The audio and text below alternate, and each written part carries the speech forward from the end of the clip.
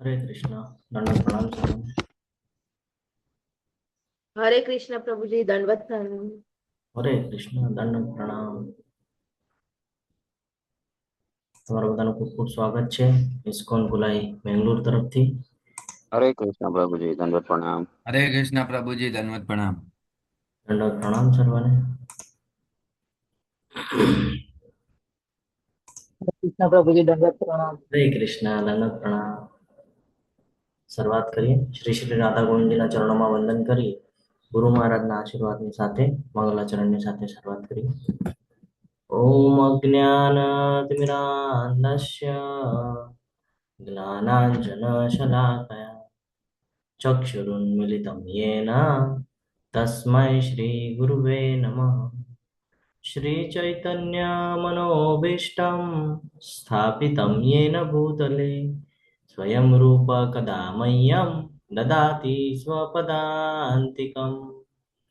वन्देऽहं श्रीगुरु श्रीयुतपदकमलं श्रीगुरुन् वैष्णवांश्च श्रीरूपं साग्रजातं सगणरघुनाथान्वितं तं सजीवं साद्वैतं सावधूतं परिजनसहितं श्रीकृष्णचैतन्यदेवं श्रीराधान् कृष्णपादान् सगणललिता श्रीविशाखान्वितांश्च हे कृष्ण करुणा सिन्धु दीनबन्धो जगत्पते गोपेश गोपिकान्त राधाकान्त नमोऽस्तुते। तप्त कांचन गौरांगी श्री राधे वृंदावनेश्वरी वृषभानुसुते देवी प्रणमामि हरिप्रिये। वाञ्छाकल्पतरुभ्यश्च कृपा सिन्धुभ्य एव च पतितानां पावनेभ्यो वैष्णवेभ्यो नमो नमः। नमो ओं विष्णुपादाय कृष्णपृष्ठाय भूतले श्रीमते भक्तिवेदान्त स्वामिन् इति नामिने। नमस्ते सारस्वते देवे गौरवाणी प्रचारिणे निर्विशेषशून्यवादी पाश्चात्यदेशतारिणे। जय श्री कृष्ण चैतन्य प्रभु नित्यानंद श्री अद्वैत गदाधर श्रीवासादि गौर भक्त वृंद। हरे कृष्ण हरे कृष्णा कृष्णा कृष्णा हरे हरे, हरे राम हरे राम, राम राम हरे हरे। हरे कृष्ण प्रभु। हरे कृष्ण सर्वने दंडवत प्रणाम। ખૂબ ખૂબ સ્વાગત છે તમારા બધાનું ઇસ્કોન પુલાઈ મેંગલુર તરફથી ભગવદ્ ગીતાના લેવલ 2 ના સેશનની અંદર અધ્યાય 1 ને આપણે ગઈકાલે શરૂઆત કરી હતી। એમાં આપણે અક્ષોણી સેના કોને કહેવાય એ જાણવાનો પ્રયત્ન કર્યો અને પુરુવંશ પુરુ જે આખો વંશાવલી છે એ વંશવેલી આપણે સમજવાનો પ્રયત્ન કર્યો હતો, જેની અંદર આપણને એક મહત્વનું જ્ઞાન પ્રાપ્ત થાય છે કે રાજા શાંતનુ હોય, સત્યવતી હોય, ગંગાજી હોય કે દેવવ્રત એટલે કે ભીષ્મ પિતામહ હોય, આ બધા મૃત્યુલોકમાં એટલે કે પૃથ્વી ઉપર એમને આવવું પડ્યું। શા માટે?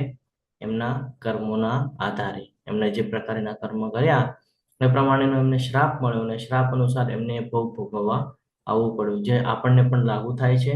આપણને એવો પ્રશ્ન પડે હવે આપણો જન્મ શા માટે થાય છે? તો આવી જ બધી ભૂલોના લીધે આપણે વારે વારે જન્મ મૃત્યુના ચક્રમાં આવીએ છીએ।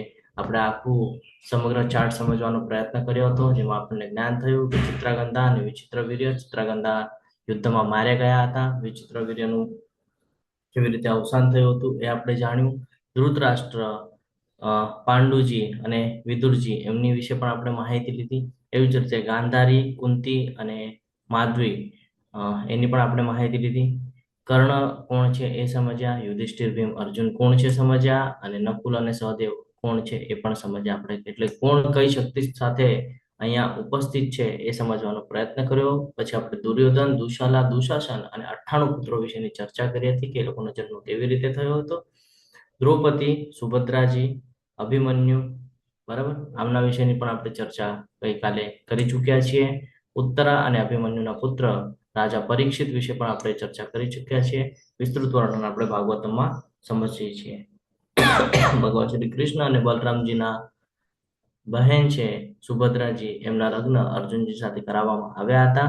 અને અહીંયા અભિમન્યુ અને ઉત્તરાના લગ્ન પછી પરીક્ષિત મહારાજને એક પુત્ર થયો હતો જેને જન્મેજય કહેવામાં આવે છે. આપણે જે વંશવેલી જોઈએ છે એમાં જ્યારે આપણે બેક સ્ટેજ ઉપર જશું તો આપણને આ બધું જ્ઞાન પ્રાપ્ત થાય છે. અને આનું વિસ્તૃત જ્ઞાન જો આપણને લેવું હોય તો એ જ્ઞાન આપણે ભક્તિ વૃક્ષના ક્લાસમાં જઈને ત્યાંથી લઈ શકીએ છીએ. એ પછી આપણે ભગવદ ગીતાની શરૂઆત કરી હતી. પહેલા શ્લોક દ્વારા આપણે સમજ્યો હતો કે ભૂલ ક્યાં થાય છે, કે જે આપણે આસક્તિઓ રાખીએ છીએ, મોહ રાખીએ છીએ, ત્યાંથી આપણે કહીએ ને કે બીજ વાવવાનું કામ ચાલુ કરીએ છીએ અને આ મોહ છે એક સમય આપણને દુઃખનું કારણ બની જાય છે.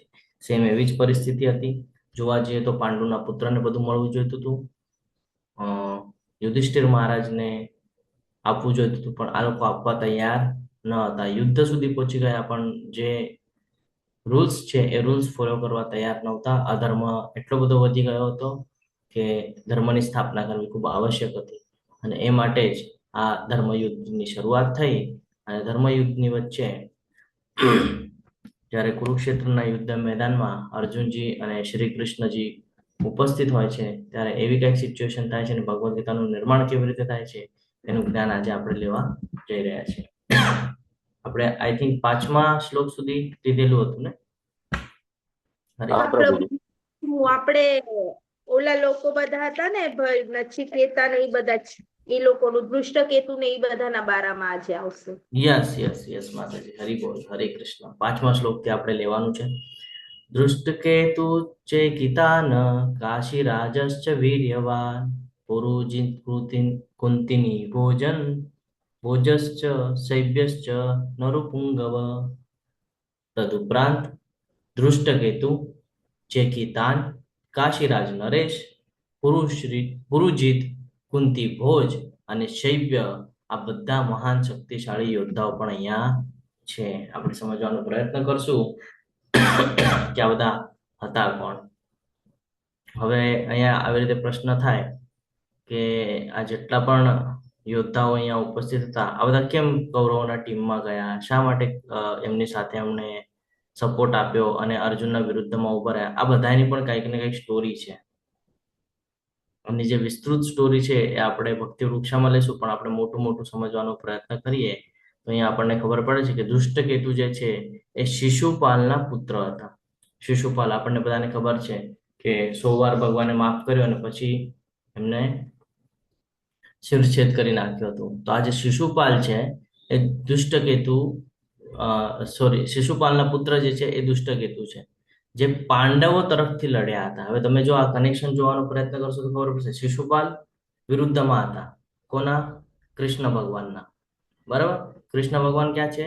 અર્જુનજી સાથે, એટલે પાંડવો સાથે. અને શિશુપાલના પુત્ર દુષ્ટકેતુ ક્યાંથી લડી રહ્યા છે? પાંડવો પાસેથી. જો એમ જોવા જઈએ તો ક્યાંથી લડતા હોવા જોઈતા હતા? ક્યાંથી સમજાવવું જોઈતું હતું આપણને? કૌરવો પાસેથી. પણ ક્યાંથી લડી રહ્યા છે? પાંડવો પાસેથી. તો આ જ સમજવાનું છે આપણે કે સત્યતાનો સાથ આપવો કે ખોટા માર્ગે કોઈ જાય છે તો આપણે એની સાથે જવું, આ જ નિર્ણય આપણે લેવાનો છે. કારણ કે જીવન આપણું છે, બીજાનું નથી. એટલે કોઈને પણ ફોલો કરતાની પહેલા આપણે આ બધું સમજવું પડશે કે આપણે ધર્મની સાથે છીએ કે અધર્મના માર્ગ ઉપર આપણે જઈ રહ્યા છીએ. આ ભગવદ્ ગીતા બહુ મહત્વનો પાઠ ભજવે છે જીવનની અંદર. તો અહીંયા આપણે સમજીએ કે શિશુપાલના પુત્ર જે દુષ્ટકેતુ છે એ પાંડવો વતી લડ્યા હતા. શિશુપાલ ભગવાન કૃષ્ણની વિરુદ્ધ હતા, પાંડવોની નહીં. એટલે શિશુપાલને ક્રોધ કોના ઉપર હતો? કૃષ્ણ પર હતો, પાંડવો ઉપર નહોતો.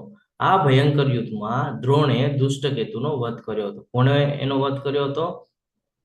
દ્રોણાચાર્યએ. કેવી રીતે થયો હતો એ આપણે ભક્તિ વૃક્ષમાં સમજશું. આગળ ચેકિતાન.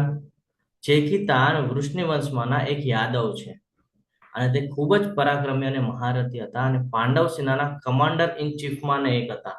એટલે આપણે કહીએ ને કે કેબિનેટ, આ કેબિનેટમાં એમને બેસાડવામાં આવેલું હતું ચેકિતાનને. એ એટલા કુશળ હતા, એટલા પરાક્રમી હતા. કહીએ ને કે ક્ષત્રિય ધર્મ નિભાવવો હોય તો એ બોસ કેવો જોઈએ? પરાક્રમી જોઈએ, સાહસી જોઈએ, ઉત્સાહવાળો જોઈએ. તો એવી રીતે એમને ત્યાં સ્થાન પ્રાપ્ત કરાવ્યું હતું. કાશીરાજ નરેશ કાશીના રાજા છે અને પાંડવોના પક્ષમાં રહીને એમણે યુદ્ધ કર્યું હતું. પુરુજિત અને કુંતી ભોજ, તો આ બંને કુંતીના ભાઈઓ છે. શૈબ્ય, આપણે ગઈકાલે ચર્ચા કરતા હતા શૈબ્ય વિશે, જ્યારે આપણે કુરુનો વંશ જોઈ રહ્યા હતા તો એમાં ઉલ્લેખ આવ્યો હતો શૈબ્યનો. છે ને, મહારાજ યુધિષ્ઠિરના સાસરા છે.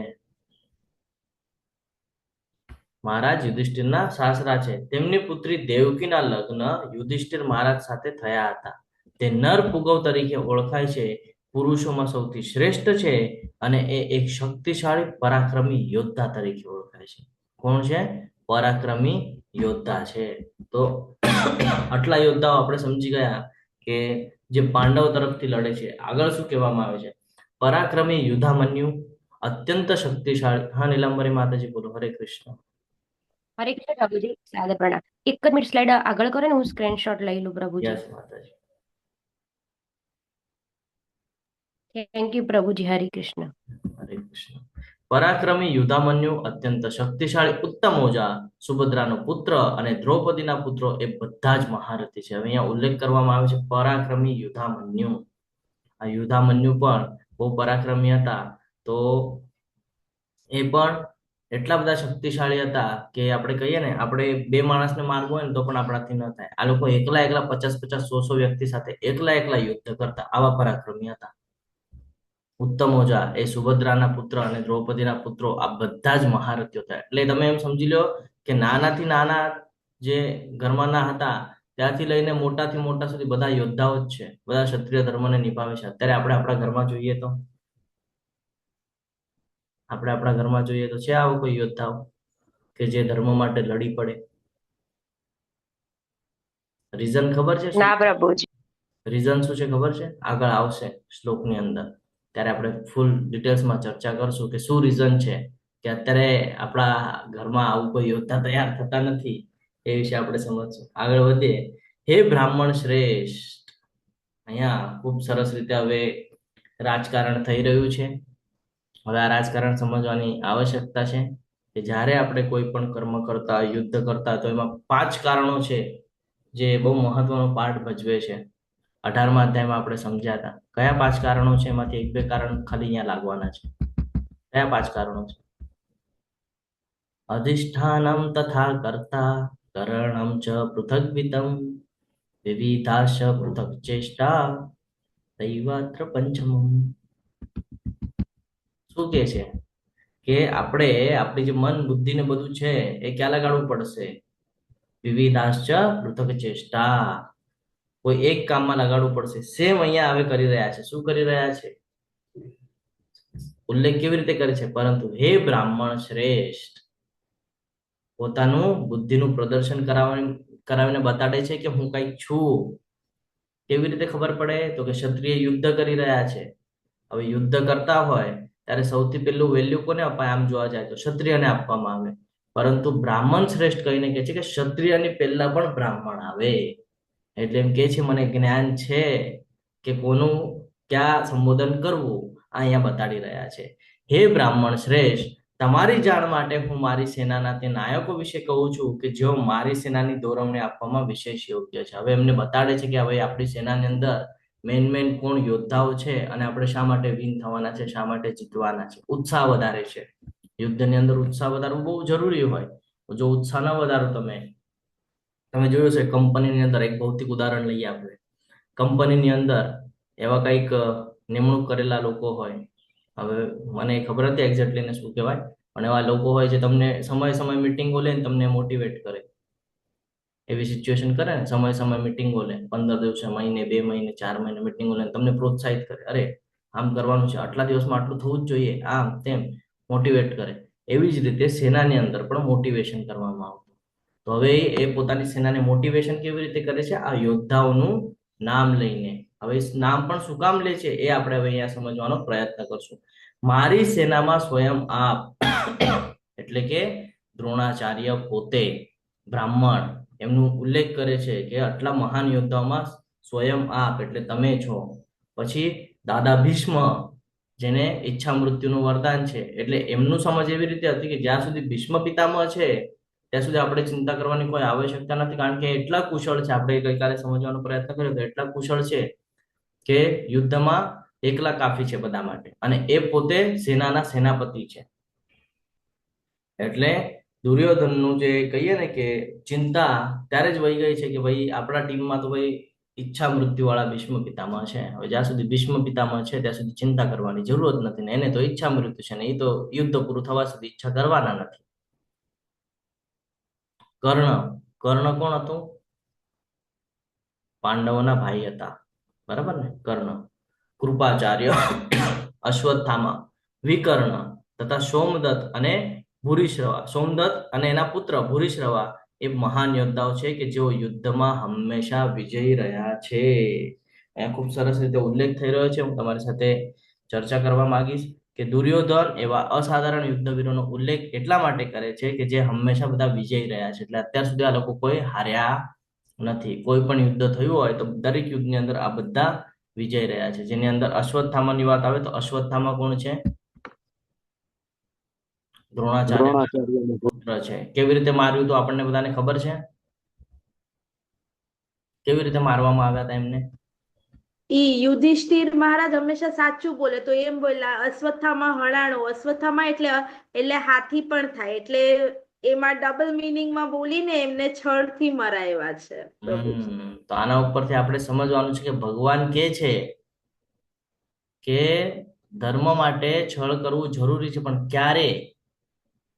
જ્યારે ધર્મ નાશ પામતો દેખાય ત્યારે. આ બહુ મહત્વના બધા પોઈન્ટ્સ છે, જીવનમાં સમજવા જેવા છે. આપણે બધા શું કરીએ છીએ? હાર માની લઈએ છીએ ને અધર્મની તરફ આગળ વધી જઈએ છીએ. જવા દે, આપણે નથી લાગવું એ લોકોની જેમ. નહીં, આ ભૂલ છે, ધ્યાનમાં રાખજો. ન રોવા કુંજ રોવા તમને જો ખબર હશે. ત્યારે એવું થયું તો હાથી મરાણો ને એમ કે ભાઈ અશ્વત્થામા મરાણો, અશ્વત્થામા મરાણો. હવે દ્રોણાચાર્યને એમ કે ભાઈ હું કોઈને પણ પૂછીશ તો કોઈ મને સાચું કહેશે નહીં, પણ ધર્મરાજ યુધિષ્ઠિર ધર્મરાજ છે ને, કોઈ દિવસે ખોટું નહીં બોલે. જાય છે ધર્મરાજની પાસે, અને આ ખૂબ સરસ પ્રસંગ છે. તમે મહાભારત જ્યારે વાંચશો તો એની અંદર આ પ્રસંગ આવે છે. ખૂબ વિસ્તૃત વર્ણન છે, તો એમાંથી થોડુંક તમને શેર કરું છું. જ્યારે યુદ્ધ થઈ રહ્યું હતું અને ખબર પડી કે ભાઈ આવી રીતે કંઈક કરવાનું છે, તો એવી રીતે અફવા, અને કેવું હોય એક વાત તમે માર્કેટમાં મૂકી દો એટલે તરત ફેલાઈ જાય. તો એવું મૂકી દે છે કે ભાઈ નરોવા કુંજરોવા, એટલે કે અશ્વત્થામા મરાણો, અશ્વત્થામા મરાણો. દ્રોણાચાર્યને હવે ચિંતા આવે, ભાઈ મારો પુત્ર મરાણો, અને કોકનું મૃત્યુ થાય ને તો જોરમાં નગાડા વાગે, જોરમાં. એટલે ખબર પડે કે ભાઈ કોક તો ગયું જ, કોઈ વીર યોદ્ધા મૃત્યુ મુખે પડ્યા છે. આ એવું થાય. તો અશ્વત્થામા કોણ છે આપણે બધાએ જાણ્યું છે, કોણ અશ્વત્થામા ને શું. એટલે હાથી કોણ હતો એ પણ આપણને ખબર છે, અશ્વત્થામા નામનો હાથી શું હતો એ. તો થાય છે એવું કે ભાઈ ચર્ચા ચાલુ થઈ જાય છે કે અશ્વત્થામા મરાણો, અશ્વત્થામા મરાણો. દ્રોણાચાર્યને આવે છે ચિંતા, કે છે કોને પૂછવું, કોને પૂછવું. પછી યુક્તિ કરે છે, પછી કે છે ભાઈ યુધિષ્ઠિર પાસે જઈએ, કોઈ દિવસે ખોટું બોલવાના નથી. એમની પાસે જાય છે, અને જેવું એમને પૂછે છે કે ભાઈ અશ્વત્થામા મરાણો આ વાત સાચી છે, તો ત્યારે યુધિષ્ઠિર મહારાજ જયારે એમ કહેતા હોય છે ને, હા આ વાત સાચી છે, પરંતુ પછી છે ને નગાડા વાગતા હોય છે જોર જોરમાં. અને નગાડા વાગે છે તો એમાં સમજાતું જ નથી કે આ અશ્વત્થામા એટલે ઓલો હાથી છે. આવી રીતની વ્યૂહરચના આ લોકો કરે છે, અને ભગવાન કૃષ્ણ એક જ સેકન્ડમાં બધી સિચ્યુએશનને બદલી નાખે છે. એટલે આના ઉપરથી શું સમજાય છે? જીવનની અંદર સિચ્યુએશન કોઈ પણ રહી, તો જો ભગવાન કૃષ્ણ સાથે છે તો ચિંતા કરવાની આવશ્યકતા નથી. તો અહીંયા બધા જે મહાન યોદ્ધાઓ છે એમનું નામ લેવામાં આવે છે. સોમદત્ત અને ભૂરિશ્રવા આ બધા બાહલિકો રાજાના પુત્ર છે. કર્ણ એ અર્જુનનો સાવકો ભાઈ છે, અને એનું જન્મ કેવી રીતે થયો તો આપણને બધાને ખબર છે. કુંતી માતાએ સ્મરણ કર્યું હતું સૂર્યદેવનું, અને સૂર્યદેવનું આહ્વાન કરીને સૂર્યપુત્ર કર્ણનો જન્મ થયો હતો. અને કૃપાચાર્ય અને એમની જે બહેન છે એ દ્રોણાચાર્યને પરણી હતી, તો એ બંનેના પણ રિલેશન હતા એવી રીતે. એટલે આ આખું એવી રીતેનું વ્યૂહરચના હતી. અહીંયા બહુ મહત્વનું છે ત્યક્ત જીવિતા, પોઈન્ટ નોટ કરવા જેવો છે. એવા અનેક વીરો પણ છે કે જેઓ મારા માટે પોતાનું જીવન તજવા તત્પર છે. આ એક કારણ એવું બની ગયું કે જેના લીધે નિશ્ચિત થઈ ગયું કે ભાઈ આ જેટલા પણ મહાન યોદ્ધાઓ છે જે અત્યાર સુધી કોઈ દિવસે હાર્યા નથી, વિજય પ્રાપ્ત કરવાના, આ બધા મૃત્યુ મુખે પડવાના છે. રીઝન આ ત્યક્ત જીવિતા. એવા અનેક વીરો છે કે જેઓ મારા માટે પોતાનું જીવન તજવા તત્પર છે. એટલે લોકોની વેલ્યુ 0 કરી નાખી. હમણાં વેલ્યુ કેટલી બતાડી?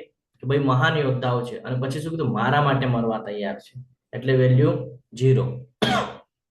તેઓ વિવિધ પ્રકારના શસ્ત્રોથી સુસજ્જ છે અને યુદ્ધ વિદ્યામાં નિષ્ણાત છે. અપર્યાપ્તમ તદસ્માકમ બલિમ ભીષ્માભિરક્ષિતમ. આ હવે અહીંયા આવી રીતે સમજાવી રહ્યા છે 10મા શ્લોકની અંદર કે આપણું જે સૈન્ય બળ છે, એટલે જે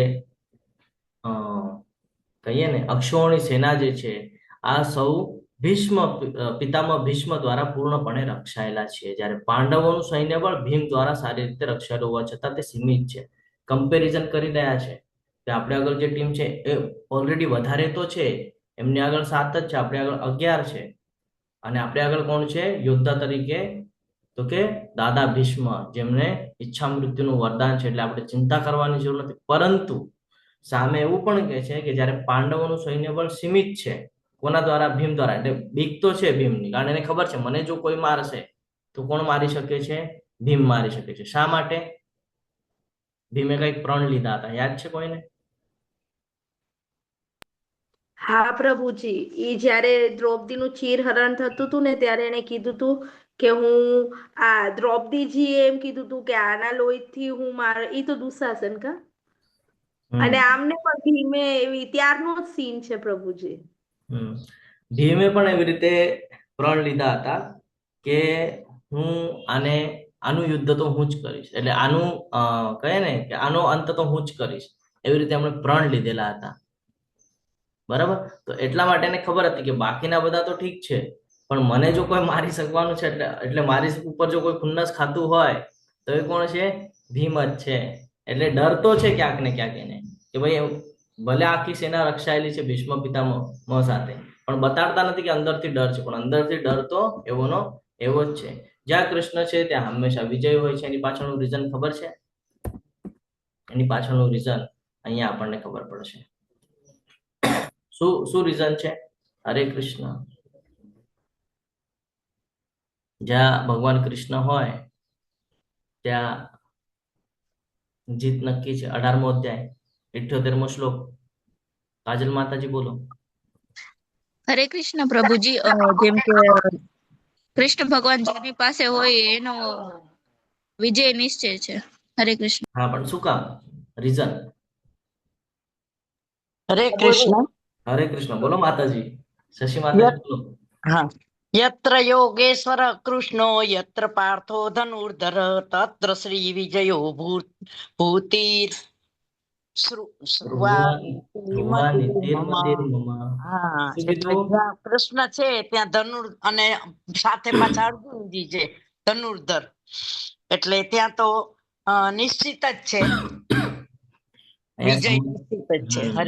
હરે કૃષ્ણ. અહીંયા સમજવું પડશે શા માટે એ નિશ્ચિત છે. યસ, કનન માતાજી બોલો બોલો. હરે કૃષ્ણ પ્રભુજી, જ્યાં યોગેશ્વર કૃષ્ણ છે, જ્યાં ધનુર્ધર અર્જુન છે, ત્યાં જ ઐશ્વર્ય, વિજય, અસાધારણ શક્તિ, નીતિ છે, એટલા માટે હંમેશા ત્યાં વિજય છે. હરે કૃષ્ણ પ્રભુજી. ત્યાં શ્રી એટલે લક્ષ્મી છે ને, લક્ષ્મીપતિ કોણ છે? લક્ષ્મીજી કોણ છે? લક્ષ્મીપતિ છે ને. જ્યાં ભગવાન કૃષ્ણ હોય ત્યાં લક્ષ્મી હોય. એમનો જે રથ છે એ રથ અગ્નિદેવ દ્વારા આપવામાં આવેલો હતો. એના ઉપર બિરાજમાન કોણ છે? શ્રી કૃષ્ણ પોતે છે, જે ઇન્દ્રિયોના સ્વામી છે. એમને ઋષિકેશ કહેવામાં આવે છે. ઇન્દ્રિયોને કંટ્રોલ પણ કરી લે છે. એટલે 78મો શ્લોક યાદ કરાવ્યો મેં તમને, કે જેની પાસે ભગવદ્ ગીતા છે, જે જીવનમાં ભગવદ્ ગીતાને જીવે છે, એની પાસે આ 4 બાબત હોય છે. નીતિ પણ હોય છે, ભગવાન પણ હોય છે, શ્રી એટલે લક્ષ્મી પણ હોય છે, અને કોઈ દિવસે હારતો નથી, વિજય પ્રાપ્ત જ કરે છે. એ અહીંયા ક્લિયર થાય છે. એટલે જ્યાં જ્યાં ભગવાન છે ત્યાં હંમેશા વિજય મળે છે. એટલે આ હંમેશા ધ્યાનમાં રાખવાનું છે. માટે સૈન્ય વ્યૂહમાં પોતપોતાના મોખરના સ્થાન પર રહીને આપ સૌ ભીષ્મ પિતાની પૂરેપૂરી સહાયતા અવશ્ય કરજો. આ એવી રીતે સંબોધન કરવામાં આવે છે કે જ્યાં સુધી દાદા ભીષ્મ છે ત્યાં સુધી આપણે ચિંતા કરવાની કોઈ આવશ્યકતા નથી. અને એટલા મહાન યોદ્ધાઓ છે, ઉપર તેમણે પ્રણ લીધો છે કે હું જે છે એ મારા રાજ્ય પ્રત્યે, મારા જે કઈ કર્મ છે એ કર્મ પ્રત્યે હું એકનિષ્ઠ રહીશ. એવી રીતે એમણે જે પ્રણ લીધા છે એ પ્રણ એમને પણ ખબર હતા. એટલે બધા એમ કહેતા હતા કે ભાઈ દાદા ભીષ્મ છે ત્યાં સુધી ચિંતા કરવાની આવશ્યકતા નથી. પરંતુ જો આપણે મહાભારતને વાંચ્યું હોય જો સમજવાનો પ્રયત્ન કર્યો હોય તો આપણને બધાને ખબર છે કે દાદા ભીષ્મ અને આચાર્ય દ્રોણ આના ફેવરેટ કોણ હતા? દ્રોણાચાર્યના ફેવરેટ શિષ્ય અને ભીષ્મ પિતામહના લાડકા જો કોઈ હોય તો કોણ હતું? અર્જુન મહારાજ. અને સામે પક્ષે યુદ્ધમાં બધાની નજર ખાલી અર્જુન ઉપર હતી કે જ્યાં સુધી અર્જુન છે ત્યાં સુધી જ આ બધું ચાલવાનું છે, અર્જુન ગયા કે બધું પૂરું. આ એ લોકોની મેન્ટેલિટી હતી. એટલે એમણે શું કર્યું? એમણે કીધું કે તમે બધા શું કરજો કે આ દાદા ભીષ્મ છે ને એ યુદ્ધ તો કરશે બધા સાથે, પણ એ યુદ્ધ કર્મમાં વ્યસ્ત હશે, એનો કંઈક લાભ લઈને કોઈ એને ટાર્ગેટ ન કરે.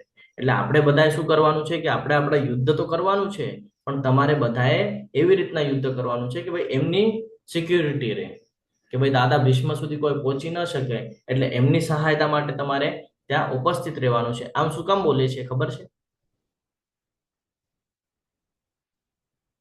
કારણ કે એના મનમાં બીક છે. ખબર છે ઈચ્છા મૃત્યુનું વરદાન છે, તો પણ એને બીક છે. અને બીજી વાત એટલા માટે કે દાદા ભીષ્મને આ બધી વાત સંભળાય કે ભાઈ તમે બહુ મહાન યોદ્ધા છો ને, એટલે એ કોઈ કહીએ ને કે સહાનુભૂતિ ન બતાડે અર્જુન પ્રત્યે, કારણ એને ડાઉટ છે કે ભલે આપણા પક્ષમાં છે પણ સહાનુભૂતિ બતાડી દીધી તો ગડબડ થઈ જશે. કારણ 1-2 વાર એવું થયું હતું, સહાનુભૂતિ બતાડી દીધેલી હતી. જ્યારે 5 બાણ ભીષ્મ દાદાએ તૈયાર કર્યા હતા કે ભાઈ કાલ સવારે તો આ પાંડવોને મારી નાખીશ, એવી બધી સિચ્યુએશન જોઈ છે. અને રાતના જે બાણ પાછા માગી લેવામાં આવે છે, એટલે ઘણી બધી ભગવાને કહીએ ને કે લીલાઓ કરીને બતાડ્યું છે કે જ્યાં જ્યાં હું તમારી સાથે છું કે તમારે ચિંતા કરવાની આવશ્યકતા નથી. તો એવી જ રીતે સૈન્ય વ્યૂહમાં પોતપોતાના મોખરના સ્થાન પર રહીને આપ સૌ પિતામહ ભીષ્મની પૂરેપૂરી સહાયતા કરજો એમ કહીને એમ બતાડે છે કે તમે એની સિક્યુરિટી કરજો, એ આપણા મેઇન છે. ત્યારે કુરુવંશના મહાપ્રતાપી વયોવૃદ્ધ વડીલ પિતામહ ભીષ્મ સિંહની ગર્જના જેવો ઘોષ કરનારો પોતાનો શંખ ફૂંકીને ઉચ્ચ સ્વરે શંખનાદ કર્યો, જેનાથી દુર્યોધન બહુ હર્ષ પામ્યો. હવે આટલું બોલ્યા પછી શું થયું? જ્યારે ભીષ્મ પિતામહની વાહ કરે છે પછી એ જાય છે ભીષ્મ પિતામહ પાસે, અને ભીષ્મ પિતામહને ખબર છે કે આ જેવો મારી પાસે આવશે આ મને પ્રણામ કરશે, અને કહેશે પ્રણામ પિતાશ્રી, અથવા તો પ્રણામ જે કાંઈ પણ એ કહેશે દાદાશ્રી. તો દાદાશ્રીનું કામ છે કે આશીર્વાદ આપવા પડશે, અને આશીર્વાદમાં જો એમ આપવા પડે અને જો હું એને વિજય ભવ નહીં કહું તો એ ક્રોધિત થઈ જશે અને બધી બાજી અહીંયા જ બગડી જશે. એ શરીરથી ત્યાં અવેલેબલ છે કૌરવોના ટીમમાં, પણ અંતર્મુખે એ પાંડવોના ટીમ તરફથી છે. એટલે કોઈ દિવસે એને એવી રીતે ચાન્સ નથી આપતા કે એનું પ્રણામ કરે અને પ્રણામમાં એને કેવું પડે કે ભાઈ વિજયી ભવ. તો એ જેવો આવતો દેખાય છે દાદા ભીષ્મ પાસે, તરત ભીષ્મજી શું કરે છે? શંખ લઈ લે છે અને શંખ ફૂંકી નાખે છે. આના બે નિર્ણય નીકળે છે કે દુર્યોધનને લાગે છે કે દાદા ભીષ્મ તો પહેલેથી જ રેડી છે યુદ્ધ કરવા માટે, જો શંખ ફૂંકી દીધો, જો ફૂલ એનર્જીમાં છે. અને દાદા ભીષ્મને એવું છે કે આ ક્યાંક મારી આગળ આવશે તો મને એને આશીર્વાદ આપવા પડશે, જે એમની ઈચ્છા નથી. આ ક્યારે ખબર પડે છે? જ્યારે આપણે મહાભારત સરખી રીતે વાંચીએ છીએ તો એમાં આ ખબર પડે છે. તો અહીંયા આ ખૂબ મહત્વનું છે. તો આવી રીતે આ બધું પોલિટિક્સ ચાલી રહ્યું છે, ધ્યાન આપજો. એના સાથે છે તો પણ એના સાથે નથી, કારણ કે એને પ્રણ લીધા છે એટલે ત્યાં ઉપસ્થિત છે, પરંતુ આપણે અંતર્મુખે પણ આપણે ધર્મનો સાથ આપી શકીએ છીએ. કેવી રીતે આપવો એ આપણા હાથમાં છે. આપણા સાથે પણ આવી સિચ્યુએશન થાય કોઈક વાર, છે ને, કે ભાઈ આપણે એવી બાબતમાં હોઈએ કે ભાઈ આપણે બંધનમાં બંધાઈ ગયા હોય, છે ને, આ શક્તિ હોય કે એવી કોઈ બાબત આપણને ખબર છે આ ખોટું થાય છે, તો પણ આપણે એના વિરોધ ન કરતા આપણે બોલતા ન હોય તો આપણી ભૂલ છે. આપણે અહીંયા દાદા ભીષ્મ પાસે ત્યાં શીખવાનું છે કે શરીરથી ભલે તમે ક્યાંય પણ રહ્યા, પણ અંતર્મુખે તમે જો ધર્મની સાઈડ પર હો તો તમારો પણ ઉદ્ધાર નિશ્ચિત છે. બાણોની શૈયા ઉપર જ્યારે સૂતા હતા ને ત્યારે ભગવાન સામે બેઠા હતા ને યુધિષ્ઠિર મહારાજને જ્ઞાન આપવાની વાત કરતા હતા કે ધર્મ શું છે કયો, કર્મ શું છે કયો, કર્તવ્ય શું છે કયો. આ કહેવાની જે અવસર છે એ ભીષ્મ દાદાને પ્રાપ્ત થયો હતો ને સામે જ ભગવાન કૃષ્ણ ઉપસ્થિત હતા, ત્યારે વિષ્ણુ તરીકે એમનો ઉલ્લેખ કરે છે. મહાભારતની અંદર આવે છે આ બધું. એટલે હંમેશા ધ્યાનમાં રાખવાનું છે કે જીવનમાં સિચ્યુએશન કોઈ પણ હોય, હંમેશા ધર્મની સાઈડ ઊભું રહેવું જોઈએ. ધર્મ એટલે શું એ આપણે આગળ સમજવાનો પ્રયત્ન કરશું.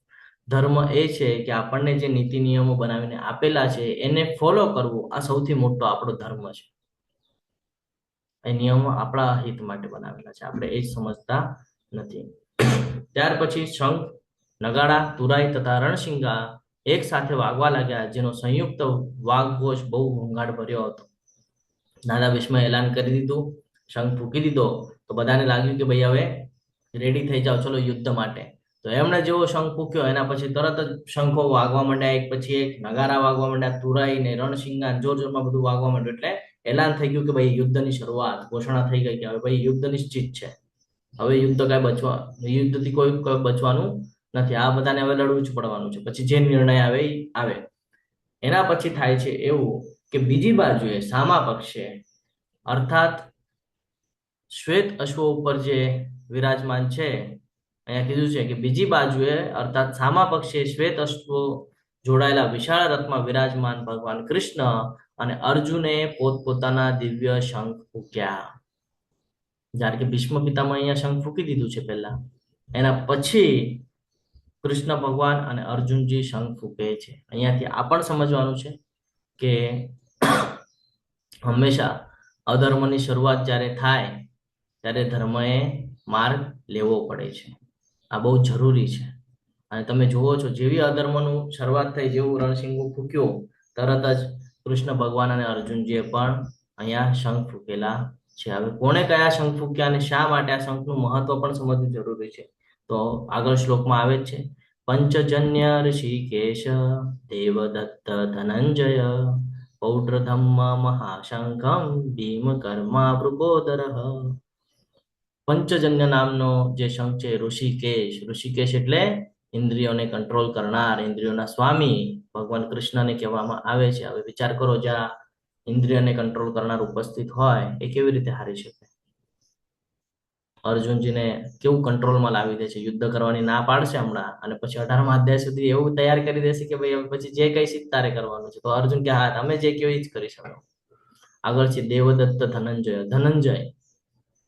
આ અર્જુનજી માટે વપરાયેલો શબ્દ છે. જ્યારે મોટો યજ્ઞ કરવાનો હતો ભીમ માટે, તો ત્યારે ઘણું બધું ધન એકઠું કરવાની આવશ્યકતા પડી હતી. તો ત્યારે અર્જુનજી યુદ્ધ કરીને આ બધું ધન લઈને આવ્યા હતા, એટલે એમને ધનંજય કહેવામાં આવે છે.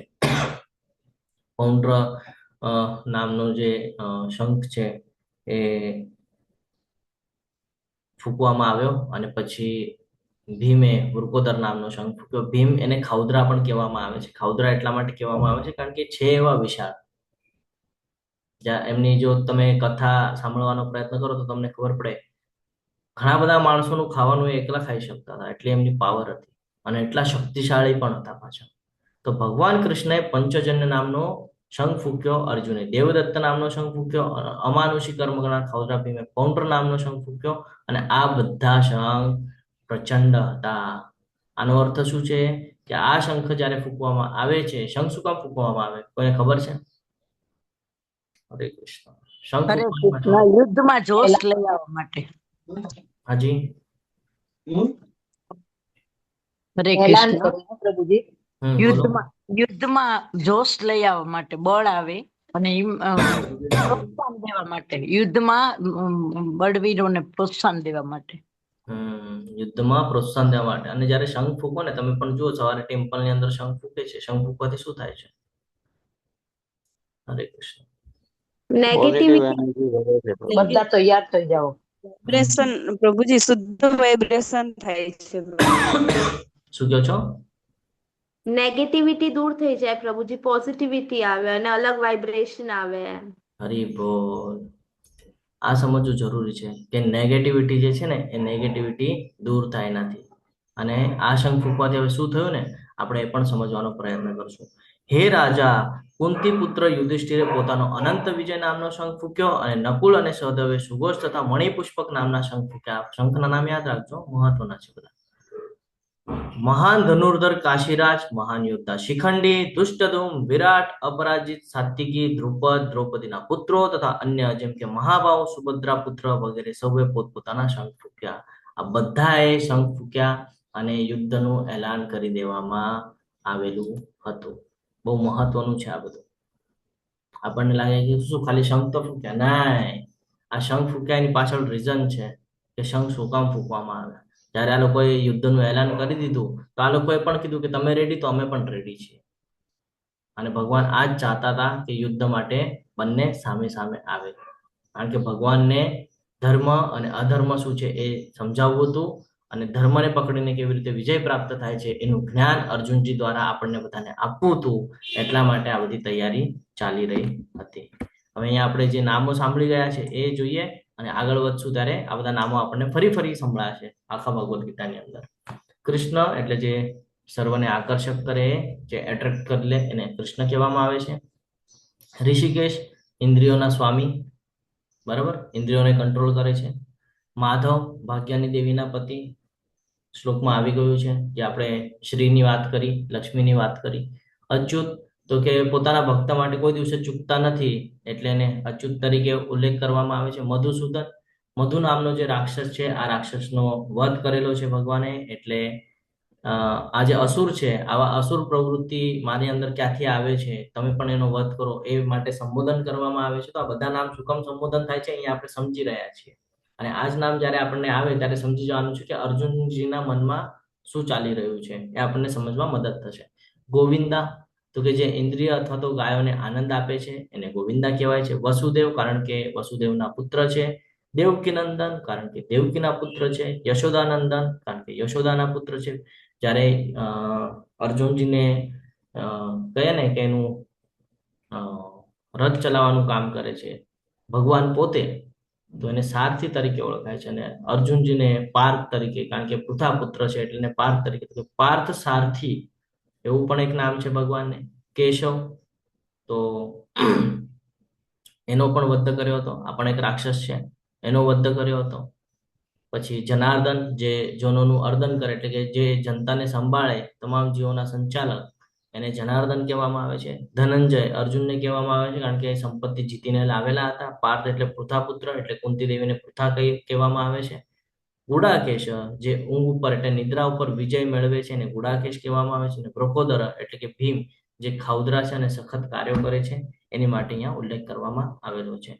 સઘોષો ધૃતરાષ્ટ્રાણામ હૃદયાની વ્યધારયિત નભશ્ચ પૃથ્વીમ ચૈવ તુમુલોભ્યનુનાદયન.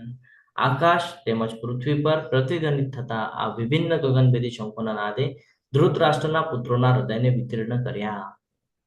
અહીંયા કેમ એવી રીતે નથી થયું શંખ? તો આ લોકોએ પણ ફૂક્યા, તો પછી એમાં એમ કેમ પાંડવોનો ઉલ્લેખ નથી? હરે કૃષ્ણ. અહીંયા એવી રીતે કીધું છે કે ભાઈ ધૃતરાષ્ટ્રના પુત્રોના હૃદયને વિતીર્ણ કરે, એટલે હાર્ટ એટેક વાળી સિચ્યુએશન હોય ને, એ સિચ્યુએશનની વાત કરે છે કે જ્યારે આ લોકોએ શંખ ફૂક્યા પાંડવોની ટીમે, તો સામેવાળા પક્ષના તો અડધા લોકો તો ત્યાં જ મૃત પામી ગયા હાર્ટ એટેક આવીને, કારણ કે દુર્યોધનની ટુકડીએ શંખ ફૂક્યો ત્યારે પાંડવના હૃદયને તોડ્યું નહીં, કારણ કે ભગવાન કૃષ્ણમાં વિશ્વાસ હતો. ભગવાનનો આશ્રય લેવાથી ડરવાનું કોઈ કારણ નથી. આ બે બાબત સમજવી પડશે આપણને. આપણે ભગવાનને જોઈ શકતા નથી એટલે આપણે એમ કહે છે ક્યાં છે ભગવાન, ક્યાં છે ભગવાન, પણ જેને ભગવાન ઉપર વિશ્વાસ છે ને, એ લોકોની સાથે બેસીને એ લોકોના સંસ્મરણો યાદ કરાવજો, એટલે તમને કહેશે મને તો આ અનુભવ થયો, મને તો ઓલો અનુભવ થયો. કેમ? કારણ કે વિશ્વાસ છે, અને જેમ ભગવાન કહે છે ને એ પ્રમાણેની વ્યૂહરચના એ લોકો ગોઠવે છે. જ્યારે સામા પક્ષે 10 માથા છે અલગ અલગ, અને એ લોકો વ્યૂહરચના ગોઠવી રહ્યા છે, જ્યારે અહીંયા એક જ વ્યક્તિ વ્યૂહરચના ગોઠવવા માટે તત્પર છે. આ સમજવું બહુ જરૂરી છે. જ્યારે આપણે કોઈને ફોલો કરતા હોય તો આપણે 4 લોકોને ફોલો કરતા હોય છે, એટલે કોઈ દિવસે આપણને આપણી મંજિલ પ્રાપ્ત થતી નથી, પરંતુ એક જ એવું જો ફોલો કરીએ તો આપણને આપણી મંજિલ પ્રાપ્ત થાય છે. એટલા માટે કહેવામાં આવે છે ભગવાન કૃષ્ણની શરણાગતિ સ્વીકારવી ખૂબ જરૂરી છે, કારણ કે દેવી દેવતાઓની આપણે વાત કરીએ તો એ લોકોનું પણ બધું સીમિત છે. આપણે શરૂઆતમાં જોઈ ગયા, બધું એ લોકોનું પણ સીમિત છે, કારણ કે એ લોકો પોતે જ કહે છે કે ઈશ્વર પરમ કૃષ્ણ સચ્ચિદાનંદ વિગ્રહ આરાધનામ સર્વેશમ વિષ્ણુ આરાધનામ પર છે ને. તો હંમેશા ધ્યાનમાં રાખવાનું છે કે ભગવાન કૃષ્ણની શરણાગતિ બહુ મહત્વની છે. એકવાર જો એમની શરણાગતિ કરી દીધી ને, પછી બીજા કોઈને આપણે કહીએ છીએ ને કે એકવાર એમના ચરણોમાં આપણે આવી ગયા તો પછી બીજા કોઈના ચરણ સ્પર્શ કરવાની આવશ્યકતા પડતી નથી. આ બહુ મહત્વનું સ્ટેટમેન્ટ છે. આ સમજવાનું છે કે દુર્યોધન છે એ હંમેશા અધર્મ તરફ હતો, એટલે એને બહુ બીક રહેતી, પરંતુ અર્જુન અને 5 પાંડવો જે છે એ લોકો હંમેશા ધર્મ તરફ હતા, એટલે લોકોને ડરવાની કોઈ ચિંતા હતી નહીં. તે વખતે હનુમાનજીના ચિહ્નથી અંકિત ધ્વજવાળા રથમાં આરૂઢ થયેલા પાંડુ પુત્ર અર્જુને પોતાનું ધનુષ્ય ઉઠાવ્યું અને તે બાણ છોડવા માટે તૈયાર થયો. હે રાજન, ધૃતરાષ્ટ્રના પુત્રોને ચક્રવ્યૂહમાં ગોઠવાયેલા જોઈને અર્જુને પછી ભગવાન શ્રી કૃષ્ણને આ વચનો કહ્યા. કપિધ્વજ, અહીંયા કપિધ્વજની વાત આવે છે. જોજો આપણા અર્જુન જીતી રહ્યા છે ને એની પાછળના રીઝનો સમજવા જરૂરી છે. એમને એમ નથી જીતતા, એની પાછળ કેટલી બધી શક્તિઓ લાગે છે અને આ શક્તિઓ શું કામ લાગે છે એ સમજીએ આપણે. કારણ કે ત્યાં છે ભગવાન કૃષ્ણ, ત્રણ લોકના સ્વામી. હવે જયારે કપિધ્વજની વાત આવે તો હનુમાનજી, કદલીવનની એક કથા છે, આપણે ભક્તિ વૃક્ષામાં લેશું, મને યાદ અપાવજો કદલીવનની. ત્યાં આ નિશ્ચિત થયું હતું કે ભાઈ મહાભારતના યુદ્ધમાં હું આવીશ કરીને, હનુમાનજીનું. અને આ ભગવાનની જે લીલા હતી. તો હનુમાનજી છે એ અષ્ટસિદ્ધિના એટલે એમણે અષ્ટસિદ્ધિ પ્રાપ્ત કરેલી હતી. અણિમા, ગરિમા, લઘિમા. એટલે શું હોય એ તમને સમજાય દો કે મોટાથી મોટા થઈ શકવાની શક્તિ, નાનાથી નાના થઈ શકવાની શક્તિ, સૂક્ષ્મ પણ થઈ જાય અને બહુ વિરાટ પણ રૂપ ધારણ કરી શકે. મનમાં જેવી ઈચ્છા કરે એ પ્રમાણે એ ત્યાં પહોંચી શકે, ઈચ્છા પ્રમાણે. હવાથી પણ હલકા થઈ શકે અને ભારીમાં ભારી થઈ શકે. તો આવી બધી જે શક્તિઓ છે, આ બધી સિદ્ધિઓ કહેવાય અને અષ્ટસિદ્ધિ કહેવાય. તો આ અષ્ટસિદ્ધિ એમની પાસે હતી. એટલે તમે જયારે હનુમાન ચાલીસા સાંભળી હશે તો એમાં આવે છે ને, અષ્ટસિદ્ધિ નવ નિધિ કે દાતા. આ અષ્ટસિદ્ધિ એમની પાસે પ્રાપ્ત થઈ. બીજી બાબત એટલે જ્યારે રામચંદ્રજીને યુદ્ધ થયું ને બધું, જે કહીએ ને કે એક જગ્યાએથી બીજી જગ્યાએ જવાનું છે, માતા સીતાને ગોતવાનું છે ને, આ બધું જે મહત્વનું જે કામકાજ હતું ને, જે ઇમ્પોર્ટન્ટ હતું, જે મહત્વનું, એ બીજું કોઈ નહોતું કરી શકતું. કોણ કરી શકતું હતું? ખાલી હનુમાનજી કરી શકતા હતા. હનુમાનજી પણ પોતાની શક્તિ ભૂલી ગયા હતા, ખબર છે? હનુમાનજી પણ પોતાની શક્તિ ભૂલી ગયા હતા. પછી સમય આવતા એમને યાદ અપાયું કે ભાઈ તમે ઉડી શકો છો. તો એમને ખબર પડી કે હા મારી શક્તિ છે, અને પછી એ શક્તિનો એમણે ઉપયોગ કર્યો. એવી જ રીતે આપણે પણ આપણી બધી શક્તિઓ ભૂલી ગયા છીએ, કે આપણે પણ અધર્મમાં આવી ગયા છે, આપણે પણ અજ્ઞાનતામાં આવી ગયા છે. આનાથી પહેલા આપણને પણ જ્ઞાન હતું, આ બધું જ્ઞાન આપણને પણ હતું, અત્યારે જે લઈએ છીએ એ હતું, પણ હવે અજ્ઞાનતા આવી ગઈ છે ને, એટલે આપણે આ બધું છોડી દીધું છે. એટલે ફરીથી આપણે બધું જ્ઞાન પ્રાપ્ત કરવું પડશે. તો જ્યાં ભગવાન કૃષ્ણ હોય છે ત્યાં બધી શક્તિઓ વિદ્યમાન હોય જ છે. તો જ્યારે એ યુદ્ધ થઈ રહ્યું હતું ત્યારે પણ એમના સેવક તરીકે ત્યાં હનુમાનજી ઉપસ્થિત હતા. અને અહીંયા ભગવાન કૃષ્ણ કોણ છે? કોણ છે ભગવાન કૃષ્ણ? રામજી અને ભગવાન કૃષ્ણમાં કઈ ફરક છે? શ્રી કૃષ્ણ ભગવાન પૂર્ણ પુરુષોત્તમ છે અને શ્રી રામ છે ને મર્યાદા પુરુષોત્તમ છે. એક જ છે જોવા જઈએ તો બંને, બરાબર ને? ભગવાન આપણને જ્ઞાન આપે છે કે જે કાંઈ પણ છે બધું હું જ છું, મારા દ્વારા જ છે, મારી જ ઈચ્છાથી થાય છે. તો એ જાણવું જરૂરી છે કે જ્યારે ભગવાનના જે દાસ છે એ હંમેશા ભગવાનથી અળગા રહી શકતા નથી, હંમેશા ભગવાનની સાથે રહે છે. એટલે આ સમજવું બહુ જરૂરી છે. આટલી બધી શક્તિઓ એની સાથે છે. કોની સાથે? અર્જુનની સાથે. હવે તમે વિચાર કરો, આટલી બધી શક્તિઓ હોવા પછી એ કોઈ દિવસે હાર માને કે? હજી એમને ખબર નથી આ બધી શક્તિઓ વિશે. આ તો આપણે ચર્ચા કરીએ છીએ, આપણને ખબર છે એટલે આપણે ચર્ચા કરીએ છીએ. જેમ આગળ વધશું ને એમ ખબર પડશે અર્જુનને કે મારી સાથે શું હતું. અને જ્યારે અંતિમ સમય આવે છે, એક નાનું તમારી સાથે ઉદાહરણ શેર કરી દઉં પછી આગળ વધીએ. જ્યારે યુદ્ધ પૂરું થઈ જાય છે બધું, અને પછી રથ ઉપરથી ઉતરવાની વાત આવે છે, તો ભગવાન કૃષ્ણ આદેશ આપે છે અર્જુનને, પાર્થ હવે બધું પૂરું થઈ ગયું છે, તમે ઉતરો. પાર્થ કહે છે નહીં, તમે મારા ગુરુ છો અને તમે પહેલા ઉતરો, પછી હું ઉતરીશ, તમારું માન પહેલા છે. તો કે ના, હું તને જેમ કહું એમ સાંભળતો જા. પછી એને ઉતારે છે અને એને થોડા ગજ એટલે કે થોડા દૂર મોકલી દે છે કે ભાઈ દૂર જઈને ઉભો રહે. એ દૂર જઈને ઉભા રહે છે. પછી ભગવાન કૃષ્ણ ઉતરે છે, એની બાજુમાં આવે છે અને રથને નિહાળતા છે. તો કે માધવ શું જોઈ રહ્યા છો તમે? એમાં એવો ઉલ્લેખ છે માધવ શું જોઈ રહ્યા છો તમે? તો ત્યારે આદેશ આપે છે હનુમાનજીને. હનુમાનજી કહે છે કે ભાઈ મારું કામ અહીંયા પૂરું થઈ ગયું અને હવે તો કે છે હવે તમે જઈ શકો છો. તો આદેશ આપે છે હનુમાનજીને કે ભાઈ તમે હવે જઈ શકો છો. પ્રણામ વગેરે કરે છે હનુમાનજી. અને જેવા હનુમાનજી ત્યાંથી સરકે છે, તરત જ આખો રથ બળી ઉઠે છે. બડબડ બડબડ. અર્જુન જોઈ છે અને કે છે આ શું થઈ ગયું? પછી ભગવાન કહે છે કે યુદ્ધમાં ક્યારે જ આ બધું પૂરું થઈ ગયું હતું. યુદ્ધમાં તારું જે રથ છે ક્યારે જ પૂરો થઈ ગયો હતો. જ્યારે હું તને કર્ણ વિશે કહેતો હતો ને કે કર્ણ બાણ ચલાવે છે તારો રથ બે ઇંચ પાછળ જાય છે, ને એ જે વિષય થયો હતો, જ્યારે એવી સિચ્યુએશન હતી કે કર્ણ અને અર્જુન વચ્ચે યુદ્ધ ચાલી રહ્યું હતું બાણથી. તો કર્ણ ચલાવતો હતો તો 2 ઇંચ પાછળ જતો હતો અર્જુનનો રથ, અને અર્જુન ચલાવતો હતો તો એનો 8-10 ઇંચ દૂર જતો હતો. તો બહુ ખુશ થાય કોણ? અર્જુન, કે ભાઈ જો હું મારું છું તો રથ કેવો પાછળ. તો ભગવાન કૃષ્ણ છે ને એની પ્રશંસા કરે, કેવો યોદ્ધા છે જો કર્ણ 2 ઇંચ પાછળ નાખી દો આપણને, 2 ઇંચ. તો અર્જુનજી ક્રોધિત થઈ ગયા. અર્જુનજી કે માધવ તમે મારી સાઈડથી છો કે એની સાઈડથી છો? રથને હું પાછળ નાખું, તમારે મને પ્રોત્સાહન આપવું છે, તમે એની વાહ કરો છો, તમે મારું ખંડન કરો છો, એમ કે મને તમે નીચું બતાડો છો. તો આ વાત એને ત્યાં યાદ અપાવે છે છેલ્લે, કે આજે ચાલી રહ્યું હતું ને, તો કોઈ વિચાર કર જેના ઉપર અષ્ટસિદ્ધિના દાતા હનુમાનજી સૌથી પાવરફુલ, હા, અગ્નિદેવે આપેલો રથ અને 3 લોકના સ્વામી એના ઉપર વિરાજમાન હતા. જો આ 3 ન હોત તો તું ક્યાં હોત? એટલે અર્જુન ખાલી નિમિત્ત માત્ર હતા યુદ્ધમાં, બાકી યુદ્ધ તો ભગવાને જ કરેલું હતું. સમજી રહ્યા છો? એટલે આપણને જો એવું લાગે કે આપણે બહુ મોટા કરતા, તો આ બધી કથાઓ યાદ કરવાની છે, એનાથી ખબર પડે કે ભાઈ ભગવાન જ છે, બાકી આપણે ખાલી નિમિત્ત માત્ર છે. અહીંયા પણ એવી જ સિચ્યુએશન છે, આપણે ભોગ ભોગવવા આવ્યા છીએ ને, પણ એમાં પણ આપણને ભગવાને ચાન્સ આપ્યો છે, તો એ ચાન્સ પકડી એને સમજવો જરૂરી છે.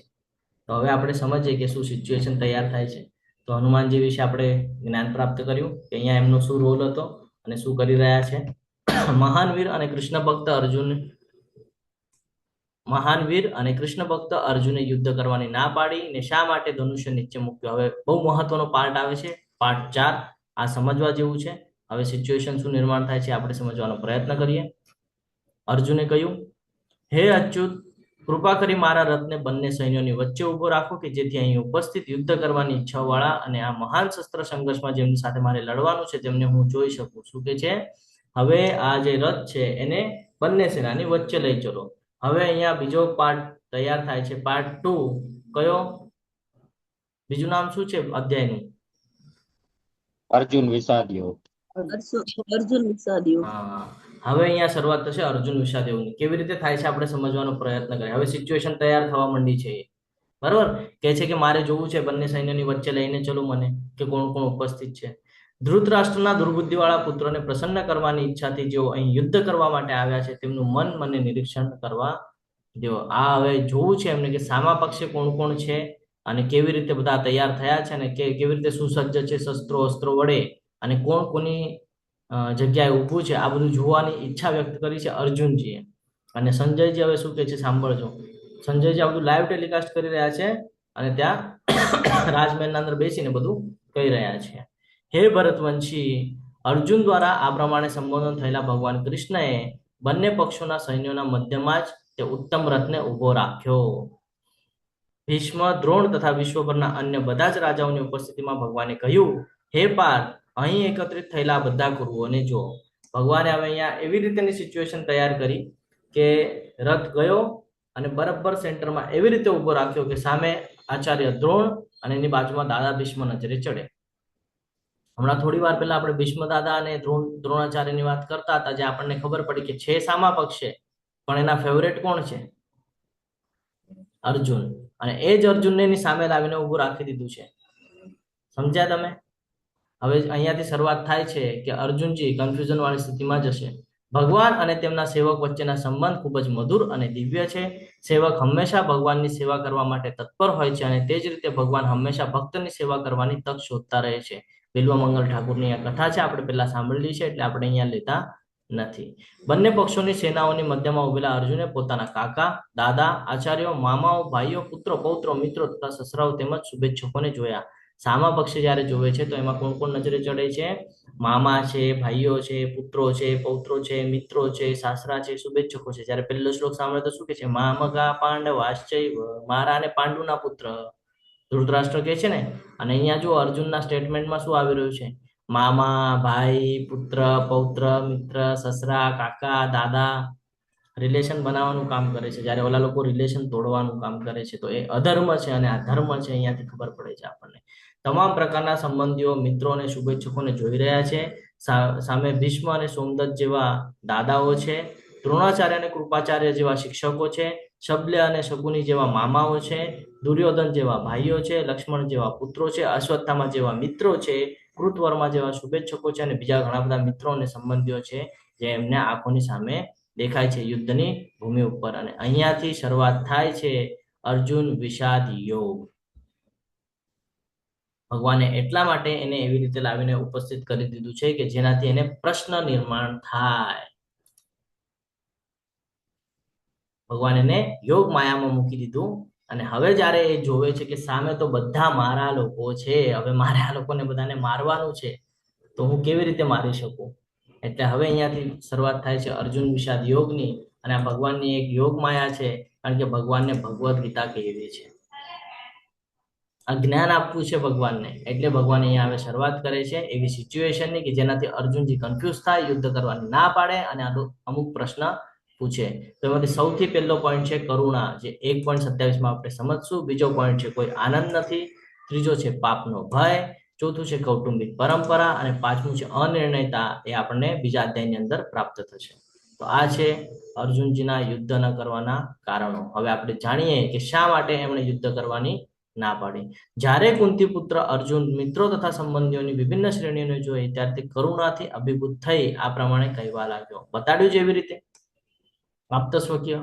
તરત જ આપણને જો ઘણા સમય પછી કોઈની સામે ઊભું કરવામાં આવે અને કહેવામાં આવે આને મારતો, અને આપણા એની સાથે રિલેશન હોય, આપણે હાથ ચાલે કે આપણને બધા સંસ્મરણો યાદ આવે કે હું નાનો હતો ત્યારે ભીષ્મ દાદા ફૂલ સફેદ કપડામાં હતા અને હું માટીમાં રમતો રમતો આવતો તો પણ મને ખોળામાં બેસાડતા, કપડાનો વિચાર કર્યા વગર મને પ્રેમથી ઉછેર્યો, મોટો કર્યો છે ને. દ્રોણાચાર્ય ખૂબ નિપુણતાપૂર્વક મને શસ્ત્ર વિદ્યા શીખવાડી. ધનુર્ધારી અર્જુન જે આજ મને કહે છે એ ધનુર્ધારી બનાવવાની પાછળ એમનો બહુ મોટો ફાળો છે. આવું બધું યાદ આવે ને સંસ્મરણ, આપણને જૂના સમયના બધા કરેલું હોય. આપણને જો એમ કહે કે આપણા સ્કૂલના ટીચર છે, આપણે એના ક્રોસ જવાનું છે, તો આપણે જ્યારે જઈએ ટીચરની સામે તો આપણને ખબર પડે ને કે ભાઈ નાના હતા ત્યારે બહુ આમનો માર ખાધો છે ને, રમ્યા છે ને, શીખ્યા છે ને, એવું બધું યાદ આવે ને આપણને. એનાથી શું થાય? ઇમોશનલ થાય મનુષ્ય. અને સેમ સિચ્યુએશન અર્જુનજીની થઈ. એમણે પણ જ્યારે આ બધું જોયું ત્યારે એમણે પણ આ બધું ફીલ થયું. અર્જુને કહ્યું કે હે પ્રિય કૃષ્ણ, આ રીતે યુદ્ધ કરવાની ઈચ્છાવાળા મારા મિત્રો તથા સ્વજનોને મારી સામે ઉપસ્થિત જોયેલા મારા અંગો ધ્રુજવા લાગ્યા છે અને મારું મુખ પણ સુકાઈ ગયું છે. જ્યારે તમારા મનના વિરુદ્ધ કોઈ કર્મ થતું હોય ને ત્યારે આવી રીતે ડર હોય અને કહીએ ને કે આવી સિચ્યુએશન નિર્માણ થાય છે. હું તમને એનો 1-2 એક્ઝામ્પલ આપું કે તમે કોઈ ખોટું કામ કર્યું હોય અને જ્યારે પકડાઈ જવાનું હોય ત્યારે તમને કેવી બીક લાગે, એવું થાય તમને. તો એવી જ રીતે છે અર્જુનજીને અહીંયા સમજાઈ રહ્યું છે કે મારાથી કંઈક તો ખોટું થઈ રહ્યું છે અને કંઈક તો ગડબડ થઈ રહી છે મારાથી. એટલે એમને પણ બીક લાગી રહી છે અને ડરી રહ્યા છે. અહીંયા કન્ફ્યુઝન વાળી સ્થિતિ નિર્માણ થઈ રહી છે. મારા સમગ્ર શરીરે કંપ થઈ રહ્યો છે, મારા શરીરે રોમાંચ થઈ રહ્યો છે, મારું ગાંડિયું હાથમાંથી શરીર પડે છે અને મારી ત્વચા બળી રહી છે. આ બધી સિચ્યુએશન આપણી સાથે પણ થાય. ક્યારે થાય ખબર છે? એક એક્ઝામ્પલ થઈ ગયું છે અને હમણાં એક બીજું એક્ઝામ્પલ થતા થતા બચી ગયું છે. એક એક્ઝામ્પલ જ્યારે કોરોના આવ્યો હતો ત્યારે જ્યારે આપણે ટેસ્ટ કરાવવાની હતી, CRPC ટેસ્ટ કંઈક કહેવામાં આવે છે, ખબર નહીં કઈ ટેસ્ટ છે, હવે હું ભૂલી ગયો. પણ એ ટેસ્ટ કરાવવામાં આવતી તો આપણને એમ કે ભાઈ આવતીકાલે નહીં તો સાંજે તમારું રિઝલ્ટ આવશે, એ રિપોર્ટ આવશે. તો એ રિપોર્ટ આવે નહીં ત્યાં સુધી આપણે ચિંતામાં હોય. જેવું રિપોર્ટ આવે ને ખબર પોઝિટિવ, તરત જ જમીન સરકી જતી આપણને છે. આપણે એમને આવી બન્યું, હવે પૂરું આપણું બધું. તો આ સિચ્યુએશન આપણી થાય ને, સેમ સિચ્યુએશન અર્જુનની થાય છે અહીંયા. અને હમણાં જ યુદ્ધ ચાલી રહ્યું છે તો હમણાં એવું વચ્ચે એવી રીતે અફવાઓ ચાલી હતી કે પાછું એવું લોકડાઉન આવવાની શક્યતા છે. તરત બધા કેવા કન્ફ્યુઝન થઈ ગયા કે હવે પાછું આવ્યું લોકડાઉન તો શું કરવાનું, હમણાં તો હજી બધું કાંઈ સરભર નથી. ઘણા લોકોને આવી ચિંતા થાય. તો સેમ સિચ્યુએશન આપણી પણ થાય છે કે આવી કોઈ સિચ્યુએશન થાય ત્યારે આપણે પણ ડરી જઈએ છીએ. તો અર્જુનજીને પણ એવું થયું કે આ બધા આપતા સ્વકીય છે, આપણા મારા છે, અને આ લોકોને મારીને જો મારે આ બધું પ્રાપ્ત કરું તો કેવી રીતે મારીશ? મારા હાથ ચાલશે આ લોકો ઉપર? સીધી સી વાત છે ને. તમે નાનીથી મોટા થયા હો અને લાસ્ટ મોમેન્ટમાં તમને એમ કહેવામાં આવે કે ભાઈ આના વિરુદ્ધમાં જવાનું છે તારે, આપણે જઈએ? તરત ન જઈએ. આપણે ક્યારે જઈએ ખબર છે? આપણને આપણા હિતનું દેખાય ને તો આપણે જઈએ છીએ આપણે પણ જ્યારે આપણા હિતનું દેખાય ને ત્યારે. અહીંયા અર્જુનજીને એના હિતનું અહીંયા કાંઈ દેખાતું નથી. કે છે કે ભાઈ આ બધા મારા છે, હું નાનાથી મોટો થયો છું ને આ લોકોને મારીને મારે શું રાજગાદી સંભાળવી? હવે હું અહીં વધારે સમય ઊભો નથી રહી શકતો. હું મારી જાતને ભૂલી રહ્યો છું અને મારું મન ભમી રહ્યું છે. હે કૃષ્ણ, કેશી દૈત્યના સંહારક કેશવ, કેશી નામનો દૈત્ય છે એનો સંહાર કર્યો હતો. એટલે અહીંયા કે છે કે કેશી દૈત્યના સંહારક કેશવ, મને તો માત્ર દુર્ભાગ્યના જ દર્શન થાય છે, કે અહીંયા કોઈ ભાગ્ય દેખાઈ નથી રહ્યું મને. હવે આ બધાને હું મારીશ એ મને યોગ્ય નથી લાગતું. આ લોકો સાથે નાનો મોટો થયો છે, આમાં મારા પોતરાઓ છે, મારાથી નાના છે, મારે એ લોકો ઉપર કેમ હાથ ઉપાડવા? મારાથી વડીલો છે, મારા ગુરુ છે, આચાર્યો છે, આ બધા ઉપર મારે કેમ હાથ ઉપાડવા? આ લોકો આગળથી તો હું શીખ્યો છું છે ને, કે આ લોકો આગળથી મેં જ્ઞાન પ્રાપ્ત કર્યું ને હવે આ લોકો ઉપર જ હું ટ્રાય કરું, કારણ કે એમને જ્ઞાન હતું કે શું કરવાનું છે, શું નથી કરવાનું. તો આ બધું શું કામ થાય છે? એમનો જે સ્વભાવ છે, આ સ્વભાવના કારણે થાય છે. આપણા સાથે પણ આવું થાય ને ઘણા સમયમાં, કે કે આપણને પણ કોઈ બદલ કોઈ ભલે આપણું આપ્તસ્વકીય ન હોય પણ એની સાથેની સિચ્યુએશન આપણને ફીલ થાય. ક્યારે ખબર છે? જ્યારે આપણે મૂવી જોવા જઈએ ને, મૂવી, આ ઉદાહરણ હું તમને એટલે આપું છું ભૌતિક જગતના, કે તમે ફટાકથી એને સમજી જશો, તરત તમે એને જીવનમાં સમજીને ઉતારવાનો પ્રયત્ન કરી શકો એટલા માટે. જ્યારે આપણે પિક્ચર જોવા જઈએ ને, તો પિક્ચરના સમય એવું હોય કે સામે પડદા ઉપર કઈ સ્ક્રીન ઉપર ચાલતું હોય અને એવી કઈક સિચ્યુએશન આવે કે જે ઇમોશનલ હોય, આપણને પણ આંખમાં પાણી આવી જાય કે ના આવી જાય? થતું ત્યાં હોય, આપણને ખબર છે કે ભાઈ થોડા સમય માટે છે, 2.5-3 કલાકમાં પૂરું થઈ જવાનું છે, પણ તો પણ આપણે એમાં ઇન્વોલ્વ થઈ જઈએ છીએ, પિક્ચરની અંદર ઇન્વોલ્વ થઈ જઈએ છીએ ને. સેમ એસ કોઈ કોઈને મારતું, આપણને ખબર છે ભાઈ આને નેગેટિવ રોલ કરેલો છે. આવી ઘણી બધી સિચ્યુએશન છે, હું તમારી સાથે શેર પણ કરું છું. જાણે નેગેટિવ રોલ કરેલો છે તો આપણે ભલે પછી મનુષ્ય હોય, આપણે એ જ હિસાબે જોવાનો પ્રયત્ન કરતા હોઈએ છીએ કે ભાઈ આ નેગેટિવ છે, આણે શકુનીનો રોલ કર્યો તો આ શકુની જ છે ને.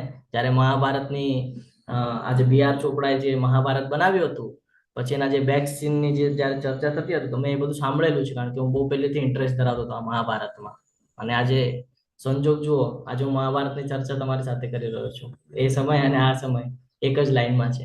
તો એ સમય છે ને, હું એના સીન્સ જોતો કે કેવી રીતે એ લોકો તૈયારી કરે છે ને કેવી રીતે, તો એમાં આવેલું હતું. એટલે એમાં લોકો ચર્ચા કરતા દેખાતા હતા કે ભાઈ જ્યારે અમે આ શૂટિંગ કરીને બધું પૂરું થઈ જતું અને અમે કોઈક વાર ક્યાંક ફંક્શનમાં બી ગયા હોય ને, તો અમને તરત પકડીને આમ બોલવામાં આવે કે તે આને કેમ આમ કર્યું ને ઓલા. જે શકુનીનો જે રોલ કરતા હતા, જેમણે વોઇસ આપ્યો છે કે ભાઈ મેં સમય હું, તો જે શકુનીનો જે રોલ કરતા હતા એ કે છે કે હું ફંક્શનમાં જવા માટે ના પાડતો. કેમ? તો કે હું ફંક્શનમાં જતો ને મારી સાથે એવી ઘટના થઈ છે કે મને પકડીને મારતા. એમ કેમ? તો શકુનીનો રોલ કર્યો છે ને, લોકોને એ ગમતો નહીં એટલે મને મારતા એમ કે. તો આવી સિચ્યુએશન આપણી સાથે પણ થાય ને. તો આ સમજવાની બાબત છે કે તાણના લક્ષણો. તાણ ક્યારે આવે? જ્યારે આપણા મનના વિરુદ્ધમાં કોઈ વસ્તુ થતી હોય ને, ત્યારે આપણને તાણ આવે. અને બીજું, નમ્રતાનો ભાવ હોય, દયાનો ભાવ હોય, ત્યારે આપણે ઇમોશનલ થઈએ છીએ. તો આ બંને સિચ્યુએશન અર્જુનજી સાથે થઈ છે, એટલે એમના અંગો કંપન થાય છે, એમનું મોં સુકાય છે, એનું આખું શરીરે ધ્રુજારી બેસે છે, રૂવાડા ઉભા થઈ જાય છે, હાથથી ગાંડીવ ધનુષ સરકી પડે છે, ત્વચામાં બળતરા થાય છે, ઉભા રહેવામાં અસમર્થ છે અને મન ચંચળ થઈ જાય છે. અને આ સિચ્યુએશનના લીધે એ નબળા પડી જાય છે અને યુદ્ધ કરવાની ના પાડે છે કે ભાઈ મારે યુદ્ધ નથી કરવું. આ ભગવાનની એક લીલા છે અને ભગવાન એમને યોગ માયામાં અહીંયા મૂકી દે છે. હવે અહીંયા ખૂબ સરસ રીતે સમ્રાટ બનવાની કે સામ્રાજ્યની કોઈ ઈચ્છા નથી. ભગવાન કહે છે મને કોઈ ઈચ્છા, અર્જુનજી કહે છે મને કોઈ ઈચ્છા નથી. ભગવાન હવે બધું એક એક એના મુખમાંથી બોલાવશે કે જે ઉત્તર આપવો છે ભગવાનને, જે જ્ઞાન આપવું છે, એની શરૂઆત અહીંયાથી થાય છે. આ એનું બીજ છે. હવે આ બીજ મૂકી દીધું છે, રથને બંને સૈન્યોની વચ્ચે મૂકીને બીજ વાવી દીધું છે. હવે એની શરૂઆત અહીંયાથી અંકુર ફૂટે છે અને શરૂઆત થાય છે આ ભગવદ્ ગીતાની પ્રોપર જ્ઞાનની. આ યુદ્ધમાં મારા પોતાના જ સ્વજનોને હણવાથી કોઈ કલ્યાણ કેવી રીતે પ્રાપ્ત થઈ શકે એ હું જોઈ શકતો નથી. હે પ્રિય કૃષ્ણ, હું તેનાથી કોઈ વિજય, રાજ્ય કે સુખની પણ ઈચ્છા રાખતો નથી. કે છે કે આ બધા મારા આપ્ત સ્વકીય છે, મારા સ્વજન છે, આ બધા મારા રિલેટિવ છે, ને આ લોકોને મારીને હું કેવી રીતે કલ્યાણ પ્રાપ્ત થાય? જો આ લોકોને મારીને મને જો વિજય પ્રાપ્ત મળવાનું હોય, રાજ્ય મળવાનું હોય કે સુખ મળવાનું, તો મને નથી જોઈતું.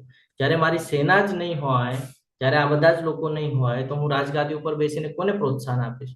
કોને હું શું કહીશ? અને જ્યારે હું એ લોકો સાથે ચર્ચા કરીશ, રાજાનું કામ હોય ને જનતાના હિતનું કરવું, તો કે હું એ લોકોને શું ઉદાહરણ આપીશ કે મેં મારા લોકોને મારીને હું બેઠો રાજગાદી ઉપર? તો આમાં તો પછી એવું ગણાશે કે ભાઈ હું મારા ફાયદા માટે, મારા લાભ માટે બેઠો, સેલ્ફિશ ગણાઈશું. તરત વિચાર આવે છે અર્જુનની આ જ બધા રીઝન માટે કે છે કે ભાઈ આ લોકોને મારીને જો મને વિજય પ્રાપ્ત થવાનો હોય, તો મને ઈચ્છા પણ નથી કે ભાઈ આ લોકોને મારીને હું શું લઉં. અહીંયા જો ખૂબ સરસ રીતે હવે સમજાવે છે કે અર્જુન સંબંધીઓની હત્યાના ભોગે રાજ્યનો આનંદ માણી શકતા નથી.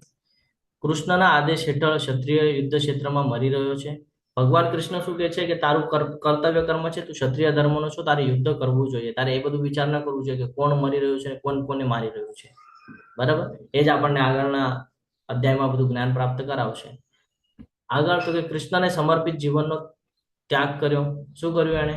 કે જીવનનો ત્યાગ કરવો જોઈએ. શું કામ? તો કે ભગવાને કીધું છે એટલા માટે. ભગવાન જે કહે છે એ પ્રમાણેનું જીવન જીવવાનું છે. આપણે શું કરીએ છીએ? પોતાના મન મરજી પ્રમાણે જીવન જીવવાનો પ્રયત્ન કરીએ છીએ. જીવનમાં કોઈ ખુશી નથી કે છે. કેમ? લડવા માટે તૈયાર નથી. દાખલા તરીકે કોઈ ભૂખ્યું નથી અને રાંધવા તૈયાર નથી. એટલે અહીંયા એક્ઝામ્પલ આપેલું છે કે જો આપણે ભૂખ લાગે તો જ આપણે રાંધીએ છીએ, છે ને? તો કે છે મને કોઈ ભૂખ જ નથી તો હું શું કામ રાંધું? એટલા માટે કહે છે કે મારે આ યુદ્ધ જ નથી કરવું. કેમ તો કહ્યું મને નથી બેસવું રાજગાદી ઉપર આ બધાને મારી. સંબંધીઓની હત્યા કરીને થોડી હું બેસીશ કે આ બધાને મારીશ તો લોકો મને નામ નહીં મૂકે. જંગલમાં એકાંત જીવન જીવવાનું નક્કી કરે છે કે આ બધાને છોડીને હું જંગલમાં વયો જાઉં એ મારી માટે સારું રહેશે. કારણ કે આ બધાને મારું અને મારું નામ ખરાબ થાય તો એ મને વ્યાજબી નથી. તો આ બધું જાણવું જરૂરી છે. જ્યારે કે આપણે આગળના અધ્યાયમાં જ્ઞાન પ્રાપ્ત કરશું કે જીવ શું છે અને એને શું કરવું જોઈએ એ જ્ઞાન આપણે આગળ પ્રાપ્ત કરશું. આગળ વધીએ તો 32 થી 35 ની અંદર સગા સંબંધીઓ જ મૃત્યુ પામશે તો શું લાભ થશે એ જ કહે છે અહીંયા કે હે ગોવિંદ અમને રાજ્ય સુખ અથવા જીવનથી પણ શું લાભ થવાનો છે. એટલે જો અમે યુદ્ધ કર્યું અને યુદ્ધ અમે જીતી લીધું તો પણ અમને શું સુખ મળશે, શું લાભ મળશે? કારણ કે જે લોકો માટે અમે આ બધું કરીએ છીએ, સર્વ ઈચ્છીએ છીએ, તેઓ બધા જ આ યુદ્ધ ક્ષેત્રમાં ગોઠવાયેલા છે. એટલે અમે જેની માટે કરીએ છીએ, જે રાજ્યનું હિત કરવાની અમે વાત કરીએ છીએ, જે પ્રજા છે એ પ્રજાના લોકો જ બધા અહીંયા યુદ્ધમાં દેખાય છે સૈનિક તરીકે. તો આ લોકો તો મારા જ છે. હવે આ લોકોને હું મારીને જો રાજગાદી ઉપર બેસું તો એનો તો કોઈ અર્થ નથી. બીજું કારણ એવું છે કે હે મધુસૂદન, મધુ નામના રાક્ષસનો વધ કર્યો તો એવી રીતે મારી અંદર પણ આ બધી શંકાઓ નિર્માણ થાય છે, તો તમે એનો વધ કરો. જ્યારે ગુરુજનો, પિતૃઓ, પુત્રો, પિતામહો, મામા, સસરા, પૌત્ર, શાળા તથા અન્ય બધા સંગમ સંબંધીઓ તેમના પ્રાણ તથા ધન તજવા તત્પર છે અને મારી સામે ઊભા છે, ત્યારે ભલે તેઓ મને હણી નાખે તોય હું આ સૌનો સંહાર કરવાની શા માટે ઈચ્છા કરું. કે છે કે એ લોકો જે કરે છે એ લોકોનું કર્મ છે. આપણે ચર્ચા કરતા કરતા આપણે ક્યારેક બોલીએ છીએ ને કે સામેવાળો જે કરે એનું એટેન્ડન્સ લિંક આવેલી હશે ગ્રુપની અંદર. તમને બધાને વિનંતી છે કે એટેન્ડન્સ લિંક ભરી દેજો. બરાબર ને પ્રભુજી? ઓકે. તો અહીંયા એ જ કહે છે કે ભાઈ આ જેટલા પણ લોકો છે આ લોકો ભલે મને મારે પણ મારે આ લોકોને મારવું નથી. અહીંયા શું સમજાય છે આપણને કે સામેવાળો જે કાંઈ પણ કરે એના કર્મ છે, આપણે એ બધું કરવાનું નથી, આપણો ધર્મ છે. અહીંયાથી અર્જુનજી પાસેથી શીખવા મળે છે ને કે ભલે એ લોકો મારા પ્રાણ લઈ લેતા, ભલે એ લોકો મને મારી લેતા, આ એ લોકોનું કામ છે, મારું કામ નથી. મને આ બધું શોભે નહીં. હું જ્ઞાની મનુષ્ય છું. કેમ જ્ઞાની છે? કારણ કે એને ખબર છે કે ભાઈ આ બધા રિલેશનો ટકાવવા જરૂરી છે અને આ રિલેશનોને જો નુકસાન કરી નાખીશ અને પછી રાજગાદી ઉપર બેસીશ તો આ લોકો જ નહીં હોય. કારણ કે એક અટેચમેન્ટ હોય ને. ફોર એક્ઝામ્પલ તમને એમ કહેવામાં આવે કે તમારે સૌથી ગમતી વ્યક્તિ, એટલે સમજી લો આપણે એમ સમજે કે કોઈ પતિ પત્ની હોય અને એને એમ કહેવામાં આવે કે ભાઈ તને રાજગાદી આપી દઉં છું, પત્નીને છોડી દે, તો કેટલાક દિવસ સુધી રહી શકશે પત્ની વગર? અટેચમેન્ટ હોય ને, ન રહી શકે ને. આવી જ કઈ સિચ્યુએશન છે. આ બધા આપ્ત સ્વકીય છે એમના અને એ કહે છે કે આ લોકોને જ મારી દઈશ અને પછી મને રાજગાદી મળશે તો આ લોકો તો મને જોઈશે અને આ લોકો નહીં હોય તો પછી હું રાજગાદી ઉપર બેસીને સંબોધન કોને કરીશ? એટલે ના પાડે છે. પછી ભલે લોકો મને મારતા, ભલે લોકો મારી સાથે કેવી રીતે કરે, ભલે તેઓ મને હણી નાખે તોય હું આ સૌનો સંહાર કરવાની ઈચ્છા શા માટે કરું? હે જીવ માત્રના પાલનહાર, બદલામાં મને આ પૃથ્વી તો શું પણ 3 લોકનું રાજ્ય પણ મળે ને તો પણ આ બધાની સાથે લડવા માટે હું તૈયાર નથી. ધૃતરાષ્ટ્રના પુત્રોને હણીને અમને કઈ પ્રસન્નતા પ્રાપ્ત થવાની છે? જો એ કેવા વિચાર રાખે છે કે ધૃતરાષ્ટ્રના પુત્રો એના ભત્રીજાની વાત કરે છે કે ભત્રીજાને હું કેવી રીતે મારું, અને કર્ણએ પોતાના ભત્રીજાને કેવી રીતે માર્યું? ચક્રવ્યૂહમાં ફસાવીને. ખબર છે? ક્રૂરતાથી મારેલો. તો આ ફરક સમજવાનો છે ધર્મ અને અધર્મનો, કે જે મનુષ્ય ભગવાનના સાનિધ્યમાં રહીને જે ચાલતા હોય ને એના વિચાર કેવા હોય છે અને જે ભૌતિક જગતના સંસાધનોમાં વ્યસ્ત હોય એના વિચાર કેવા હોય છે. આ બહુ મોટો તફાવત છે. અને આ યુદ્ધ ખાલી દ્વાપર યુગ માટે મહત્વનું નથી, આપણા જીવન માટે પણ મહત્વનું છે. કે જેમ એ લોકોના વિચાર છે એવા વિચારો અત્યારે આપણે ધરાવીએ છીએ અને પછી આપણે ઈચ્છા રાખીએ છીએ કે મારા જ જીવનમાં દુઃખ કેમ? પણ આપણે ભૂલી જઈએ છીએ કે આપણે આવા બધા વિચારોની સાથે જીવન વ્યતીત કરીએ છીએ. એટલે જેમ એ લોકો હાર્યા એવી રીતે આપણે આ જીવનની અંદર હારી રહ્યા છીએ. સમજી રહ્યા છો? એ દ્વાપર યુગના યુદ્ધમાં હાર્યા અને આપણે અહીંયા હારી રહ્યા છે. આપણા જીવનમાં જે દુઃખ આવે છે ને એની પાછળના રીઝન જ આ બધા છે કે આપણી જે પ્રવૃત્તિઓ છે એ બધી આવી અધર્મિક વાળી પ્રવૃત્તિઓ છે. હજી આગળ તો મહત્વનો પોઈન્ટ સમજવાનો છે. તો કે છે પુત્રોને હણીને મને કોઈ પ્રસન્નતા પ્રાપ્ત થવાની નથી, કારણ કે બધા મારા ભત્રીજાઓ છે ને મને એ લોકોને મારવાની કોઈ ઈચ્છા છે નહીં. જયારે હું આ લોકોને મારીશ તો મને પાપ લાગશે, કારણ કે મારાથી નાના છે બધા, અને મોટાને મારીશ તો એ પાપ લાગશે કારણ કે ગુરુ છે. ગુરુનું સ્થાન બહુ ઊંચું હોય. તો ગુરુ વડીલો એનું સ્થાન ઊંચું છે ને એ લોકોને જો હું મારું તો એ ખોટું કહેવાય. જો અમે આવા આતતાઈઓને હણીશું તો અમે પાપમાં પડીશું. માટે જ અમે ધૃતરાષ્ટ્રના પુત્રો તથા તેમના મિત્રોનો વધ કરીશું તો તે ઉચિત નહીં થાય. હે લક્ષ્મીપતિ કૃષ્ણ, આનાથી અમને શો લાભ થવાનો છે અને અમારા જ કુટુંબીજનોને હણીને અમે કેવી રીતે સુખી થઈ શકશું? જો અહીંયા આતતાઈઓની વાત કરે છે. 6 પ્રકારના આતતાઈઓ છે કે જેમને મારવાથી કોઈ જ પ્રકારનું નુકસાન થતું નથી. એવી રીતે શાસ્ત્રમાં વર્ણન છે. અત્યારે તો આપણે નિયમોને આધીન છીએ, પરંતુ શાસ્ત્રમાં આવી રીતે વર્ણન છે કે આ લોકોને કોઈ દિવસે સ્વર્ગ પ્રાપ્તિ થતી નથી. આ લોકો હંમેશા નરકના લોકમાં જાય છે. કોણ છે એ સમજવાનો પ્રયત્ન કરજો. ને આવી ભૂલો આપણે પણ કરીએ છીએ જીવનમાં. કારણ આપણે જયારે ન્યૂઝપેપરને ક્યારેક ખોલીને વાંચતા હોય ને તો આમાંથી કોઈક ને કોઈક ન્યૂઝ આપણને સાંભળવા મળતી હોય છે રોજના રોજ. એક છે ઝેર આપનાર, બરાબર ને? આપણને બધાને ખબર છે કે પાંડવોને મારવા માટે કેવા કેવા પ્રયત્ન કરવામાં આવેલા હતા. તો આ 6 પ્રકારના કારણ પણ છે કે એ લોકોનું પતન થઈ જાય છે, કૌરવોનું. બીજું, ઘરમાં આગ લગાડનાર, લાક્ષાગ્રહની વાત આપણને બધાને ખબર છે કે લાખનું ઘર બનાવેલું પછી એને બાળી દેવામાં આવેલું હતું. પછી જે જીવલેણ શસ્ત્રોથી હુમલો કરે છે, જે સમૃદ્ધિ લૂંટે છે, જ્યારે કે આ બધું કોને મળવું જોઈતું હતું? પાંડવોને મળવું જોઈતું, પાંડુના પુત્રોને મળવું જોઈતું. પણ કોણ ખેંચી રહ્યું હતું આ બધું? કૌરવો ખેંચી રહ્યા હતા. એક જે બીજાની જમીન ઉપર કબજો કરે છે, અત્યારે તો બહુ જોવા મળે છે આવું બધું, બીજાની જમીન ઉપર કબજો કરવો છે ને. પછી બીજાના પત્નીનું અપહરણ કરે છે, આવું બધું પણ બહુ જોવા મળે છે. આ બધું શું કામ થાય છે ને એનું રીઝન આગળ આવશે કે આવું બધું શું કામ થાય છે. કૌરવોએ પાંડવો પર તમામ 6 પ્રકારની આક્રમકતા કરી હતી અને તેથી તેમને મારી નાખવાની કોઈ પાપ પ્રતિક્રિયા નહીં થાય. માધવ એ ભાગ્યદેવીના પતિ એટલે કે લક્ષ્મી દેવી છે. અર્જુન કૃષ્ણને માધવ તરીકે ઓળખાવે છે, સૂચવે છે કે કૃષ્ણએ અર્જુનને જે આખરે દુર્ભાગ્ય લાવશે એમાં અર્જુનને જોડાવું જોઈએ નહીં. જો કે કૃષ્ણ ક્યારેય કોઈ દુર્ભાગ્ય નથી આપતા, એમાં પોતાના ભક્તોને ક્યારેય પણ નહીં. તો ભગવાન જે છે એ કોઈ દિવસે પોતાના ભક્તોનું નુકસાન નથી કરતા, કારણ કે ભગવાને 5.29 માં આપણને જ્ઞાન આપ્યું છે કે હું કોણ છું? શુભેચ્છક મિત્રો છું તમારા બધાનો. એટલે હું તમારું કોઈ દિવસે નુકસાન કરતો નથી. આ તો તમને એવું લાગે છે કારણ કે તમારા મન જેવું નથી થઈ રહ્યું છે ને. આપણું મન આપણા કંટ્રોલમાં નથી અને આપણા મન જેવું નથી થતું, એટલે આપણને એવું લાગે છે કે ભાઈ મારા મનના વિરુદ્ધ જ થઈ રહ્યું છે બધું. પણ આપણે ભગવાનની જે કહીએ ને કે લીલાઓ છે, આ લીલાઓ સમજી નથી શકતા કે આપણી સાથે ભગવાન એવું શા માટે કરે છે, શું આપણને ચિંતન કરાય છે, શું આપણને બતાડવા માંગે છે. તો હે જનાર્દન, જે જનોનું અર્દન કરે એટલે કે જે જનતાને સંભાળે એની રીતે સંબોધન કરે છે કે હે જનાર્દન, લોભને વશ થયેલા મનવાળા આ લોકો, એટલે કોણ? કૌરવોની વાત કરે છે કે લોભને વશ થયેલા મનવાળા આ લોકો જો કે પોતાના પરિવારને હણવામાં કે મિત્રો સાથે લડવામાં કોઈ દોષને જોતા નથી, પણ કુળનો નાશ કરવામાં અપરાધ જોનારે આપણે આવા પાપ કર્મો કરવા શા માટે પ્રવૃત્ત થવું જોઈએ? જો અર્જુનજી શું વિચાર રાખે છે કે ભાઈ આવી રીતે જો આપણે કરશું, ભલે એ લોકો મોહમાં છે, એ લોકો પુત્ર મોહમાં છે ને એ લોકોને લોભ છે. શેનો લોભ છે? તો કે સામ્રાજ્ય ભોગવવાનો લોભ છે એમને, રાજા બનવું છે એમને, રાજ્ય અભિષેક કરાવવો છે. જ્યારે કે રાજ્ય અભિષેક તો ધૃતરાષ્ટ્રનો પણ નહોતો થયો, આપણને બધાને ખબર છે ને. ધૃતરાષ્ટ્રનો પણ રાજ્ય અભિષેક નહોતો થયો. એ બેસવા માંગતા હતા ત્યાં, પણ એ તો પણ ન થઈ શકત. એમને જ્ઞાન જ નહોતું કે ભાઈ રાજ્ય અભિષેક થયો હોય તો એનો પુત્ર બેસી શકે ત્યાં. જ્યારે કે આનો જ રાજ્ય અભિષેક થયો નહોતો તો એનો પુત્ર ક્યાંથી બેસશે ગાદી ઉપર? આ જ ખબર નથી લોકોને. તો અહીંયા કે છે કે જ્યારે આવી રીતે કોઈ સિચ્યુએશન નિર્માણ થાય છે, લોભમાં આવીને, મોહમાં આવીને, ત્યારે એ લોકો કોઈ જ દોષ જોતા નથી કે મારવાથી શું થશે, શું પરિણામ આવશે, કોઈ જ વિચાર કરતા નથી. સેમ આપણી માટે છે. જ્યારે આપણે ક્રોધમાં આવી જાય છે, બદલાની ભાવનામાં આવી જાય છે, ત્યારે આપણે પણ વિચાર કરતા નથી અને આપણે શું કરીએ છીએ? ન કરવા જેવા કર્મ કરી દઈએ છીએ. ઓલા 8 વસુઓને યાદ કરજો. એમાંથી ધ્યુવ નામના વસુએ શું કર્યું હતું? વીરતા બતાડવાની પાછળ ઓલી ગાય વિશે કહી દીધું પોતાની પત્નીને. પત્નીએ આદેશ આપી દીધું કે ભાઈ મને ગાય જોઈએ છે. વિચાર કર્યો નહીં કે આગળ જઈને શું થશે છે ને. ગાય ચોરીને લઈ આવ્યા, ખબર પડી ગઈ કોણે ચોરી, અને જવું પડ્યું પાછું નીચે મૃત્યુલોકમાં. તો આપણે રિઝલ્ટની ચિંતા નથી, એટલે રિઝલ્ટનો વિચાર જ નથી કરતા કે ભાઈ હું ખરાબ કામ કરીશ તો શું થશે.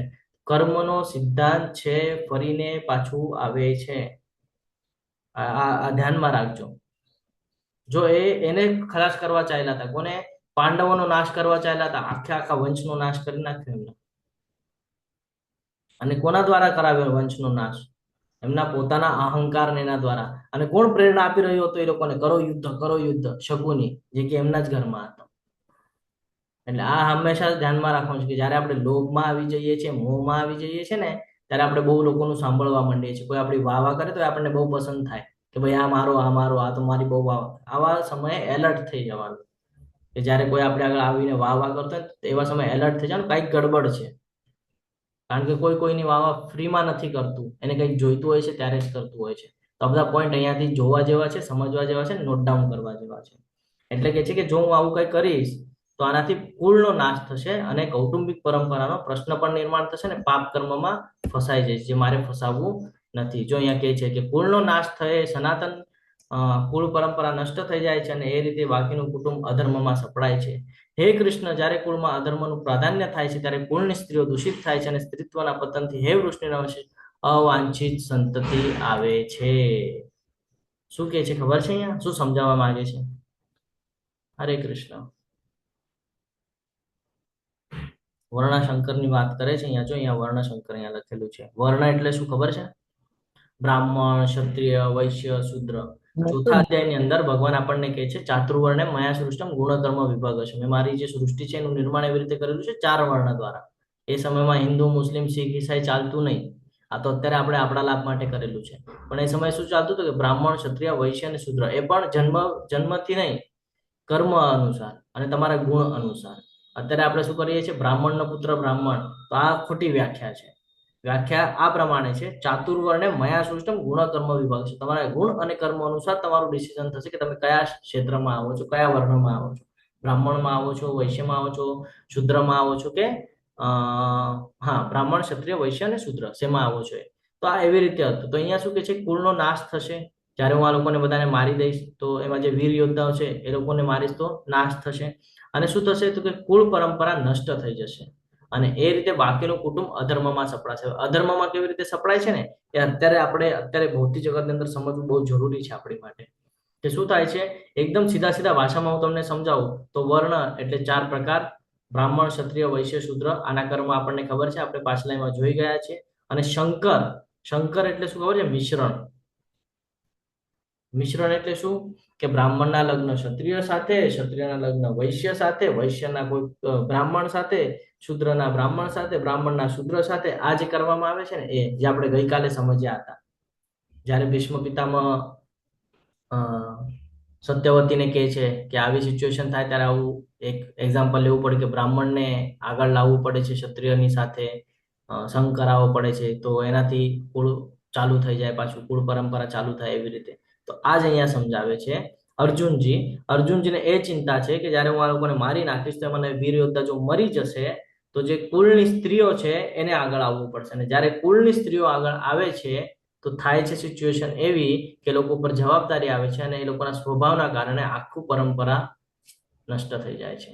કે આજે કહીએ ને કે નીતિ નિયમો જે બનાવીને આપેલા છે એ ધીરે ધીરે બધા તૂટવા માંડે છે. એનાથી શું થાય છે? સમાજ ખરાબ થઈ જાય છે. સમજી રહ્યા છો કે હજી ડિટેલ્સમાં સમજાવું? હરે કૃષ્ણ. ફોર એક્ઝામ્પલ આપણે સમજવાનો પ્રયત્ન કરીએ. મને એવું લાગે છે કે સમજાવવાની આવશ્યકતા છે. તો એમ સમજી લો કે કોઈ સારું ઘર છે જ્યાં કન્ટિન્યુઅસ ભગવાનની ભક્તિ થઈ રહી છે, વૈષ્ણવ કુટુંબ છે, અથવા તો ભગવાનની ભક્તિ પકડી લો. હવે જ્યાં ભગવાનની ભક્તિ થાય છે એ ઘર અને કોઈ વ્યાભિચાર કરે છે, નશો કરે છે એ ઘર. બરાબર? હવે જ્યારે વ્યાભિચાર, નશો કરવા વાળું જે પુરુષ વર્ગ અને ભક્તિ કરવા વાળી સ્ત્રી વર્ગ જ્યારે એકત્ર થાય છે, પ્રેમમાં પડે, એકત્ર થાય તો શું થશે? અધર્મ એના પર વર્ચસ્વ કરશે. કોના ઉપર? જે સારું છે એના ઉપર. ધીરે ધીરે એની જે નીતિ નિયમો છે, પરંપરા છે, આ બધી ખોરવાશે. અને ખોરવાશે તો શું થશે? ધીરે ધીરે એની ભક્તિ નષ્ટ થઈ જશે અને આ પણ અધર્મમાં આવી જશે. હવે એના બાળકો થશે તો એના બાળકો શું ફોલો કરશે? જે એ લોકો ફોલો કરે છે એ એના બાળકો ફોલો કરશે. હવે આગળ તો આણે જેટલું કર્યું એટલું જ એના બાળકોએ કર્યું. હવે એના બાળક પાછા એના બાળકો આવશે તો એ શું કરશે? એ કે નહીં આવી કોઈ પ્રથા નથી, આ પ્રથા ચાલતી હતી, મેં તો આ પ્રથા જોઈ છે ને આ પ્રમાણે આપણે કરવાનું છે. હવે જે ઓરિજિનલ પ્રથા હતી જે ભગવાનની ભક્તિ એ તો છૂટી ગઈ છે. હવે આ ચાલશે જ નહીં. ભગવદ્ ગીતા શું છે ખબર નથી. અત્યારના છોકરાઓને તમે પૂછો શાસ્ત્રનું કંઈક થોડું ઘણું પૂછો, નથી ખબર. પણ આપણાથી આગળની જે પેઢી છે, અહીંયાથી 100 વર્ષ પાછળની જે પેઢી છે એ લોકોને તમે પૂછો તો તમને 1 મિનિટમાં કહેશે શાસ્ત્રનું નોલેજ. 1 જ મિનિટની અંદર કહેશે. કારણ કે કથા પણ એ કહેવામાં આવતી, સમજાવવામાં પણ એ જ આવતું. અત્યારે સ્કૂલમાં મોકલવામાં આવે છે તો બધું ભૌતિક જગતનું જ્ઞાન આપવામાં આવે છે, પણ કથા દ્વારા જે જૂનું જ્ઞાન છે, જે મહત્વનું છે, આ આપવામાં આવતું નથી. આપણે પણ અત્યારે જોઈએ છે આપણા બાળકોને ઇંગ્લિશ મીડિયમમાં નાખવાનો પ્રયત્ન કરીએ છીએ. ઇંગ્લિશ મીડિયમમાં નાખે એટલે કઈ સ્ટોરીઓ સમજાવે એ લોકોને? કઈ સ્ટોરીઓ આવે છે જે આપણા કઈ જ કામની નથી? એ બધી સ્ટોરીઓ છે. હું નામ નથી લેતો, રેકોર્ડિંગ ચાલુ છે એટલે. પણ પણ એવી બધી સ્ટોરીઓ આવે છે જે કઈ કામની નથી, જે આપણા ધર્મને રિલેટેડ પણ નથી. ધર્મ એટલે શું? જે આપણા નીતિ નિયમોને ફોલો કરવાનું એને કહેવાય ધર્મ, એને પણ રિલેટેડ નથી. એવી બધી સ્ટોરીઓ આપણા બાળકોને શીખવાડવામાં આવે છે અને આપણે પણ એની પાછળ એ બોલે એટલે આપણે હા વાહ ખૂબ સરસ, હા સરસ બોલે છે, સરસ શીખ્યો છે, સરસ સ્કૂલમાં જાય છે, આપણે એમ કહીએ છીએ, પણ આપણે સમજતા જ નથી. આ બહુ મહત્વનો પોઈન્ટ છે. વર્ણાશંકરનો અત્યારે બહુ પ્રભાવ વધી ગયો છે. અવાંછિત સંતતિ ઉત્પન્ન થાય છે અત્યારે જોવા જઈએ તો. જે લવ મેરેજ આપણે જોઈએ છે ને, બધા લવ મેરેજ કરે છે, પણ જોતા નથી ભક્તિ વાળું ઘર છે કે નહીં. અને ન કરવા જેવા કર્મ પછી કરી બેસે છે ને, અમુક સમયમાં પછી નથી પડતું એટલે પછી કે છે હવે ડાયવોર્સ આપી દો, હવે નથી પડતો, હવે છોડી દો, છૂટાછેડા લેવા છે. આવા બહુ મેટરો જોયા છે. હું તમારી સાથે એટલા માટે શેર કરું છું. આ બધી પ્રોબ્લેમ ક્યાંથી થાય છે? આ વર્ણશંકર આની લીધે થાય છે કે જોયા જાણ્યા વગર થોડુંક એટ્રેક્શન આવે એટલે કે ભાઈ પ્રેમ. આ પ્રેમ નથી. પ્રેમની વ્યાખ્યા બહુ અલગ છે. પ્રેમની વ્યાખ્યા એવી છે કે સામેવાળો વ્યક્તિ દૂર હોઈને પણ તમે એની પ્રેમ કરી શકો. આ વ્યાખ્યા છે જે અત્યારના બાળકોને સમજાતું નથી. એટલા માટે યુથ માટે તો આ ક્લાસ બહુ મહત્વના છે કે નિર્ણય કેવી રીતે લેવા એની ક્ષમતા અહીંયાથી શીખવાડવામાં આવે. જો જીવનમાં ભક્તિ જ નહીં હોય તો આ બધું જ્ઞાન ક્યાંથી મળશે? અત્યારે આપણે જ લઈએ કે આપણા બાળકોને જો આપણે આવું કંઈ પૂછી લઈશું કે ભાઈ ભગવદ્ ગીતા શું છે, ભાગવતમ શું છે, તો આપણા બાળકોને કહેતા નહીં આવડે કે ભગવદ્ ગીતા શું છે અને ભાગવતમ શું છે. ઇવન એમાંના શ્લોક શું કહેવા માંગે છે એ પણ નહીં કહેતા આવડે. કેમ? કારણ કે આપણે જ ફોલો નથી કર્યું તો બાળકો ક્યાંથી કરશે? આપણને જ ખબર નથી. આપણે જ અત્યારે કરી રહ્યા છીએ. તો આ બહુ જરૂરી છે. વર્ણાશંકરનો જે મેઇન મુદ્દો છે આ અહીંયાથી શરૂઆત થાય છે, આપણાથી થાય છે. આ અર્જુનજી એ જ સમજાવે છે અહીંયા ભગવદ્ ગીતાની અંદર કે ભાઈ કુળનો આખા કુળનો નાશ થઈ જાય છે. અને સેમ અત્યારે આપણે જોવા પણ મળે છે. આપણને એવું થાય છે કે ભાઈ કોઈએ ભાગીને લગ્ન કરી દીધા અને પછી ઘરવાળાને એક્સેપ્ટ પણ કરે છે. અરે એક્સેપ્ટ કર્યા પછી આગળનું ભવિષ્યનું શું? આપણે વિચાર કરીએ છીએ, નથી કરતા. તો આપણા બાળકોને નાનપણથી આ બધું જ્ઞાન આપશો ને તો વર્ણાશંકરનો કોઈ દિવસે પ્રશ્ન જ નિર્માણ નહીં થાય. એટલે હંમેશા ધ્યાનમાં રાખવાનું છે કે જ્યારે પણ આવી રીતે અવાંછિત સંતતિ ઉત્પન્ન થાય છે તો આનાથી સ્કૂલનો નાશ થાય છે. અમે તમને ભૌતિક જગત સાથે સંકળાવીને સમજાવી દીધું છે. એકચ્યુઅલી છે આ આધ્યાત્મિક, પણ ભૌતિક જગત સાથે સમજાવવું ખૂબ જરૂરી છે. કારણ ભગવદ્ ગીતા આપણી માટે છે, આપણા જીવન માટે છે. એટલે આ બધું સમજવું ખૂબ જરૂરી છે. અવાંછિત પ્રજાની વૃદ્ધિ થવાથી પરિવાર માટે તથા પારિવારિક પરંપરાઓને નષ્ટ કરનારા એમ બંને માટે નિસંદેહ નરકીય જીવન ઉત્પન્ન થાય છે. અને આવા પતિત કુટુંબોના પૂર્વજો અધપતન પામે છે કારણ કે તેમને જળ તથા પિંડદાન આપવાની ક્રિયાનો સર્વથા લોપ થઈ જાય છે. જો આ પણ સમજવું ખૂબ જરૂરી છે. અહીંયા આપણને ખૂબ સરસ રીતે હું તમને ડાયરેક્ટ વાંચીને જ સમજાવું છું કે શું ભાવાર્થની અંદર શું કહેવા માંગે છે. અહીંયા કીધું છે કે સકામ કર્મના વિધિ વિધાનો પ્રમાણે કુળના પિતૃઓને નિયતકાલીન જળ તથા પિંડદાન કરવું જરૂરી છે. આજે પિંડદાનની વાત જે ગરુડ પુરાણની અંદર આવે છે, વિષ્ણુ પુરાણની અંદર થોડી ઘણી મૂકેલી છે. તો આ શું છે ખબર છે? આ જ્યારે આપણે સકામ કર્મ કરતા હોઈએ ને ત્યારે આ કરવું જરૂરી છે. કારણ કે આપણે ઈચ્છાની સાથે કંઈક કર્મ કરી રહ્યા છીએ. તો આપણા પિતૃ જે છે, પિતૃ કોને કહેવાય ખબર છે કોઈને? હરે કૃષ્ણ.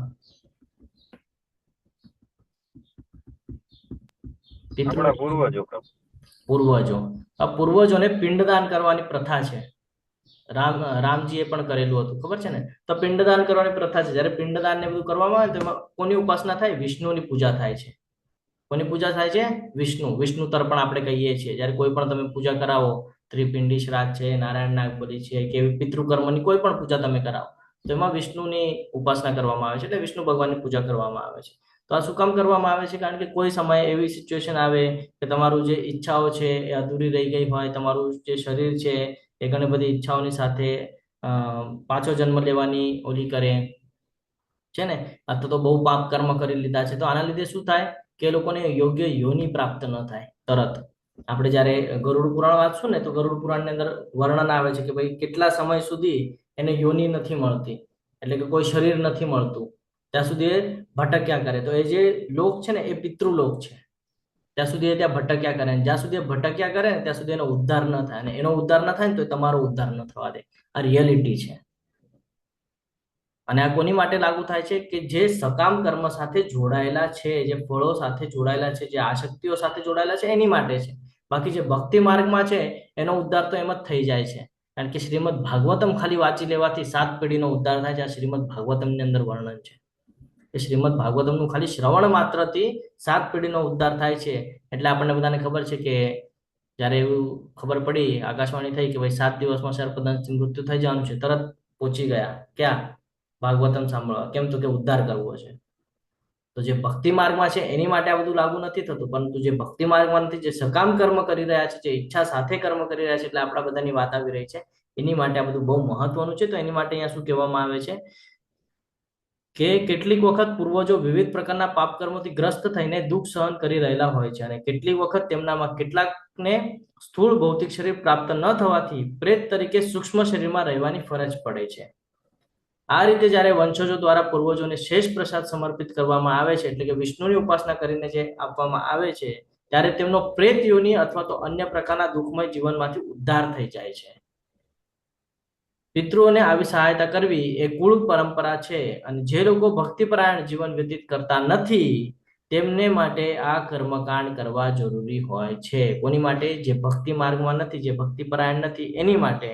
જે મનુષ્ય ભક્તિમય જીવનમાં લાગેલા છે તેની માટે આવા કર્મકાંડ કરવા જરૂરી નથી. કેવળ ભક્તિમય સેવા અપનાવવાથી જ મનુષ્ય સેંકડો હજારો પિતૃઓને આવા સર્વ પ્રકારના દુઃખોમાંથી ઉદ્ધાર કરી શકે છે. શ્રીમદ ભાગવતમ 11.5.41 આનું વર્ણન કરવામાં આવેલું છે. હર્ષા માતાજી બોલો. હરે કૃષ્ણ. હરે કૃષ્ણ પ્રભુજી, દંડવત પ્રણામ. પ્રભુજી, તમે જેમ કીધું એમ કે શ્રીમદ ભાગવતમનું શ્રવણ માત્રથી એના 7 પેઢીનો ઉદ્ધાર થઈ જાય છે પ્રભુ. તો અત્યારે ચૈત્ર વૈશાખ પ્રભુજી હાલે છે ને, તો પ્રભુજી સપ્તાહ, ઘણી જગ્યાએ સપ્તાહનું આયોજન હોય છે પ્રભુજી. તો એ લોકો તો શ્રવણ કરતા જ હોય છે, તો એમને પણ એવું જ થતું હોય કે બસ એ લોકો શ્રવણ કરે છે તો એના 7 પેઢીનો ઉદ્ધાર થઈ જાય છે. આ સમજવું જરૂરી છે. ખૂબ સરસ પ્રશ્ન પૂછ્યો માતાજી. તમે શ્રવણ કોની પાસેથી કરો છો એ મહત્વનું છે. ફોર એક્ઝામ્પલ, હું કોઈ નિયમ જ ફોલો નથી કરતો ને હું તમને કેટલું પણ જ્ઞાન આપી દઉં, તમે કેટલું પણ સાંભળી લો, પણ એનો અસર તો થવો જોઈએ. હું જ નિયમને ફોલો ન કરતો હોઉં, ફોર એક્ઝામ્પલ હું પુરોહિત હોઉં, હું બ્રાહ્મણ હોઉં, સમજો, બરાબર, હું પૂજા હવન વિધિ બધું કરાવતો હોઉં, અને હું ગોલોફામાં ઓલા માવા ને મસાલાને ભરીને જો હું કરાવવા બેસું તો હું જ નિયમ ફોલો નથી કરતો. આપણને ખૂબ સરસ ઉદાહરણ શશી માતાજી આપેલું હતું, જો તમે પાછલા કોઈ ક્લાસમાં હશો તો એમણે ખૂબ સરસ રીતે આપણને સમજાવ્યું હતું કે ભાઈ પૂજા ને બધું કરાવે પણ બધું મોઢામાં બધું ભરેલું હોય, તો નિયમ તો ફોલો કરતા નથી, તો શું અસર કરે? આ આપણે લાસ્ટમાં હું તમને સમજાવું છું ડિટેલ્સમાં કે શું અસર થાય છે એનો. તો અવાંછિત પ્રજાની વૃદ્ધિ થવાથી પરિવાર માટે તથા પારિવારિક પરંપરાનો નષ્ટ થાય છે. એમ બંને માટે નિસંદેહ નરકીય જીવન ઉત્પન્ન થાય છે. એક ભૂલ, એક નાની ભૂલ આપણને બહુ મોટું નુકસાન કરી જાય છે ને. આ વર્ણાશંકર જે ઉત્પન્ન થાય છે એનાથી બહુ મોટું નુકસાન થઈ જાય છે. પછી આપણે કહે છે કે ભાઈ જીવનમાં સુખ નથી, જીવનમાં સુખ નથી. આ બધા રીઝનો છે જેના લીધે જીવનમાં સુખ નથી. ભૂલ આપણી જ છે ક્યાંક ને ક્યાંક. એટલે જ્યારથી નાના હોઈએ ત્યારથી જ બાળકોને આ બધી કેળવણી આપવી જરૂરી છે, આ બધું જ્ઞાન આપવું જરૂરી છે. સ્કૂલની અંદર જાય એ સારી વાત છે, પણ સ્કૂલ સાથે આ બધા ક્લાસીસમાં એ લોકોને વ્યસ્ત રાખવા, પોતે ભગવદ્ ગીતા ભાગવતમ વસાવવી જોઈએ, અને એમાંથી થોડું થોડું જે સમજાય થોડું થોડું આપણા બાળકોને પીરસવું જરૂરી છે. આ પીરસશો તો એને આગળ જીવનમાં કામ આવશે, અને એ જો સમજશે તો એ એના બાળકને આપી શકશે જે તમારા પેઢીને વંશ ચલાવવાના છે, એ લોકોને આગળ કામ આવશે. અને એ લોકો જ્યારે આ બધું સાંભળશે તો તમારો ઉદ્ધાર થશે. એ વગર તમારો ઉદ્ધાર નિશ્ચિત નથી, કારણ કે તમે પણ આ શક્તિ સાથે જીવન વ્યતીત કરો છો. જ્યાં સુધી આ શક્તિ છૂટતી નથી ત્યાં સુધી આપણને પિંડદાનની પ્રથા કરવી જરૂરી છે. આ ભગવદ્ ગીતાની અંદર પણ છે, શ્રીમદ ભાગવતમમાં પણ છે. એટલે આ બધું સમજજો. ભક્તિ માર્ગ એટલા માટે ઇમ્પોર્ટન્ટ છે. ઘણા બધાને એવું લાગે કે શું નાનપણથી ભક્તિ, શું નાનપણ. ભક્તિ માર્ગ એટલા માટે જરૂરી છે કે જો ભક્તિ નહીં કરો તો ફેંકાઈ જશો. એટલે હંમેશા ભક્તિ કરવી ખૂબ આવશ્યક છે.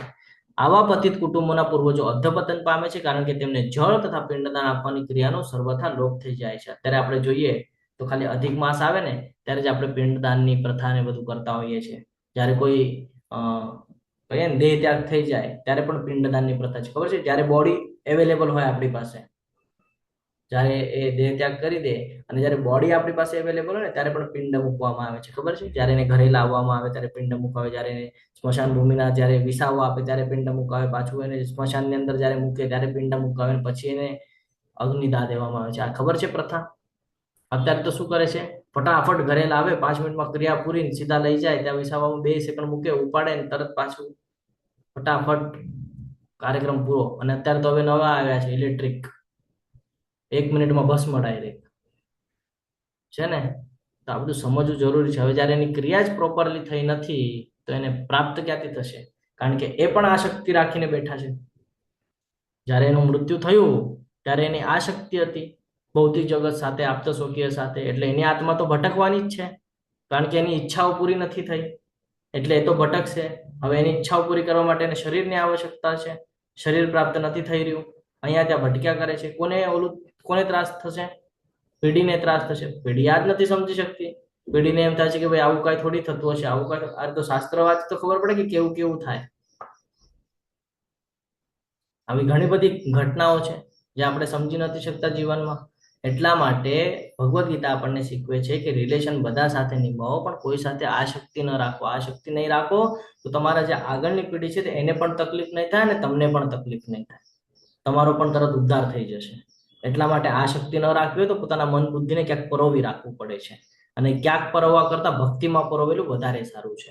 કારણ કે આ ભૌતિક જગતની અંદર જે કાંઈ પણ દેખાય છે બધું આ શક્તિ રખાવે છે. એટલા માટે ભક્તિ જરૂરી છે. તો આગળ વધીએ. જે લોકો પાપ કર્મો વડે કુળ પરંપરાનો નાશ કરે છે અને એ રીતે અવાંછિત સંતતિને જન્મ આપે છે, તેમના દુષ્કર્મોથી સર્વ પ્રકારના સામુદાયિક કાર્યો તથા પારિવારિક કલ્યાણ કાર્યો વિનષ્ટ થઈ જાય છે. આપણા ઘરની અંદર કોઈ આવી રીતે જઈને લગ્ન કરે તો તરત જ સમાજની અંદર નામ ખરાબ થઈ જાય એનું, છે ને, કે ભાઈ આને તો આમ લગ્ન કરે, આ તો ભાગી ગયો, ઓલી તો ભાગી ગઈ, અને તરત ન સાંભળવા જેવી બાબત આપણા કાન ઉપર પડે, પછી આપણને નીચું મોઢું રાખીને જવાનું અવસર પ્રાપ્ત થાય. તો આ બહુ સમજવા જેવી બધી બાબતો છે. આપણા બાળકોને નાનપણથી આ બધું શીખવાડવું જોઈએ. બહુ મહત્વનું છે આ 16 સંસ્કાર. હું થોડી 5 મિનિટ વધારે લઉં છું તમારી. 16 સંસ્કાર વિશે જ્ઞાન લેવું બહુ જરૂરી છે. પહેલાના સમયમાં બધા સંસ્કાર કરવામાં આવતા, અત્યારે આપણે બધા સંસ્કાર ભૂલી ગયા છીએ. આપણને એવું થાય છે કે બધી આટલું બધું થોડી કરવાનું હોય કાંઈ. આમાં ખાલી હવે 2-3 સંસ્કાર જ કરીએ છીએ આપણે. કયા? તો કે એક લગ્ન કરાવીએ ઈ વિવાહનો સંસ્કાર, અને એક અંતિમ સંસ્કાર. બહુ તો બ્રાહ્મણ હોય તો એને જનેવ, હવે તો અડધા તો જનેવે નથી આપી રહ્યા, છે ને, અડધા જ જનેવ આપે છે, બાકી તો જનેવ પણ નથી આપતા. ચેટ બોક્સ ની અંદર લિંક હરે આવી છે, કૃષ્ણ તમે પ્રભુ. પેલા હરે કૃષ્ણ પ્રભુજી, જનોય આપે છે તો પહેરતા પણ નથી બાળકો. આ સમજવું જરૂરી છે કે એનું મહત્વ શું છે. બરાબર. ચેટ બોક્સ ની અંદર એટેન્ડન્સ લિંક મૂકવામાં આવેલી છે. તમને બધાને વિનંતી છે કે તમે એટેન્ડન્સ ભરી દેજો. તો શરૂઆત થાય ગર્ભદાન સંસ્કારથી. ગર્ભદાન સંસ્કાર એટલે શું ખબર છે? કે એક એવો નિર્ણય લેવામાં આવે. પહેલાના સમયનું તમને થોડુંક જ્ઞાન આપી દઉં. પહેલાના સમયમાં ઋષિઓને બોલાવવામાં આવતા, એમને જમાડવામાં આવતા, અને પછી પંચાંગ જોઈ અને પછી એ પ્રમાણે આપણને ઉલ્લેખ કરતા કે કયો સમય યોગ્ય રહેશે બાળક માટે, અને કેવો બાળક જોઈએ છે એ પ્રમાણેનું એ આપણને નિયોજન આપતા કે આથી આ સમયની વચ્ચે જો તમે મિલન કરો તો આ પ્રમાણે તમને સંતાન પ્રાપ્ત થાય. આપણે અત્યારે કાંઈ જ કરતા નથી. મન ફાવે એમ ઇન્દ્રિય તૃપ્તિ માટે આપણે બધું કરીએ છીએ. આનું રિઝલ્ટ શું આવે છે ને એ આપણે સમજવાનું છે. આમાં કોઈ શરમ જેવી વાત રાખવાની નથી. બહુ મહત્વનું છે આ જીવનમાં. આ જ્ઞાન લેવું બહુ જરૂરી છે અને આપણા બાળકોને આપવું પણ બહુ જરૂરી છે. આગળ વધીએ તો ગર્ભાવસ્થાનો 3જો મહિનો હોય ત્યારે પણ કરવામાં આવે છે. પછી જ્યારે બાળક જન્મ થાય એની પહેલા માતાના રક્ષણ માટે કરવામાં આવે છે. અને આ જ્યારે બધી આ સિચ્યુએશન પછી જ્યારે આ બધી સિચ્યુએશન ચાલતી હોય ને 3જા મહિના પછીની, ત્યારે તમને યાદ હશે કે એને ભાગવત ગીતા, શ્રીમદ ભાગવતમ આ બધું વાંચવા કહેતા હોય, અથવા તો એને સંભળાવતા હોય. શું કામ ખબર છે? બાળકને આ બધું શું કામ સંભળાવે? માતાને સંભળાવે એટલે બાળકના જીવનમાં ઉતરે એ બધું. એટલા માટે પ્રહલાદ મહારાજની કથા ખબર છે? ભક્ત પ્રહલાદ. હા, ગર્ભમાં પ્રભુજી. પ્રાપ્ત થઈ ગયું હતું નારદજી દ્વારા.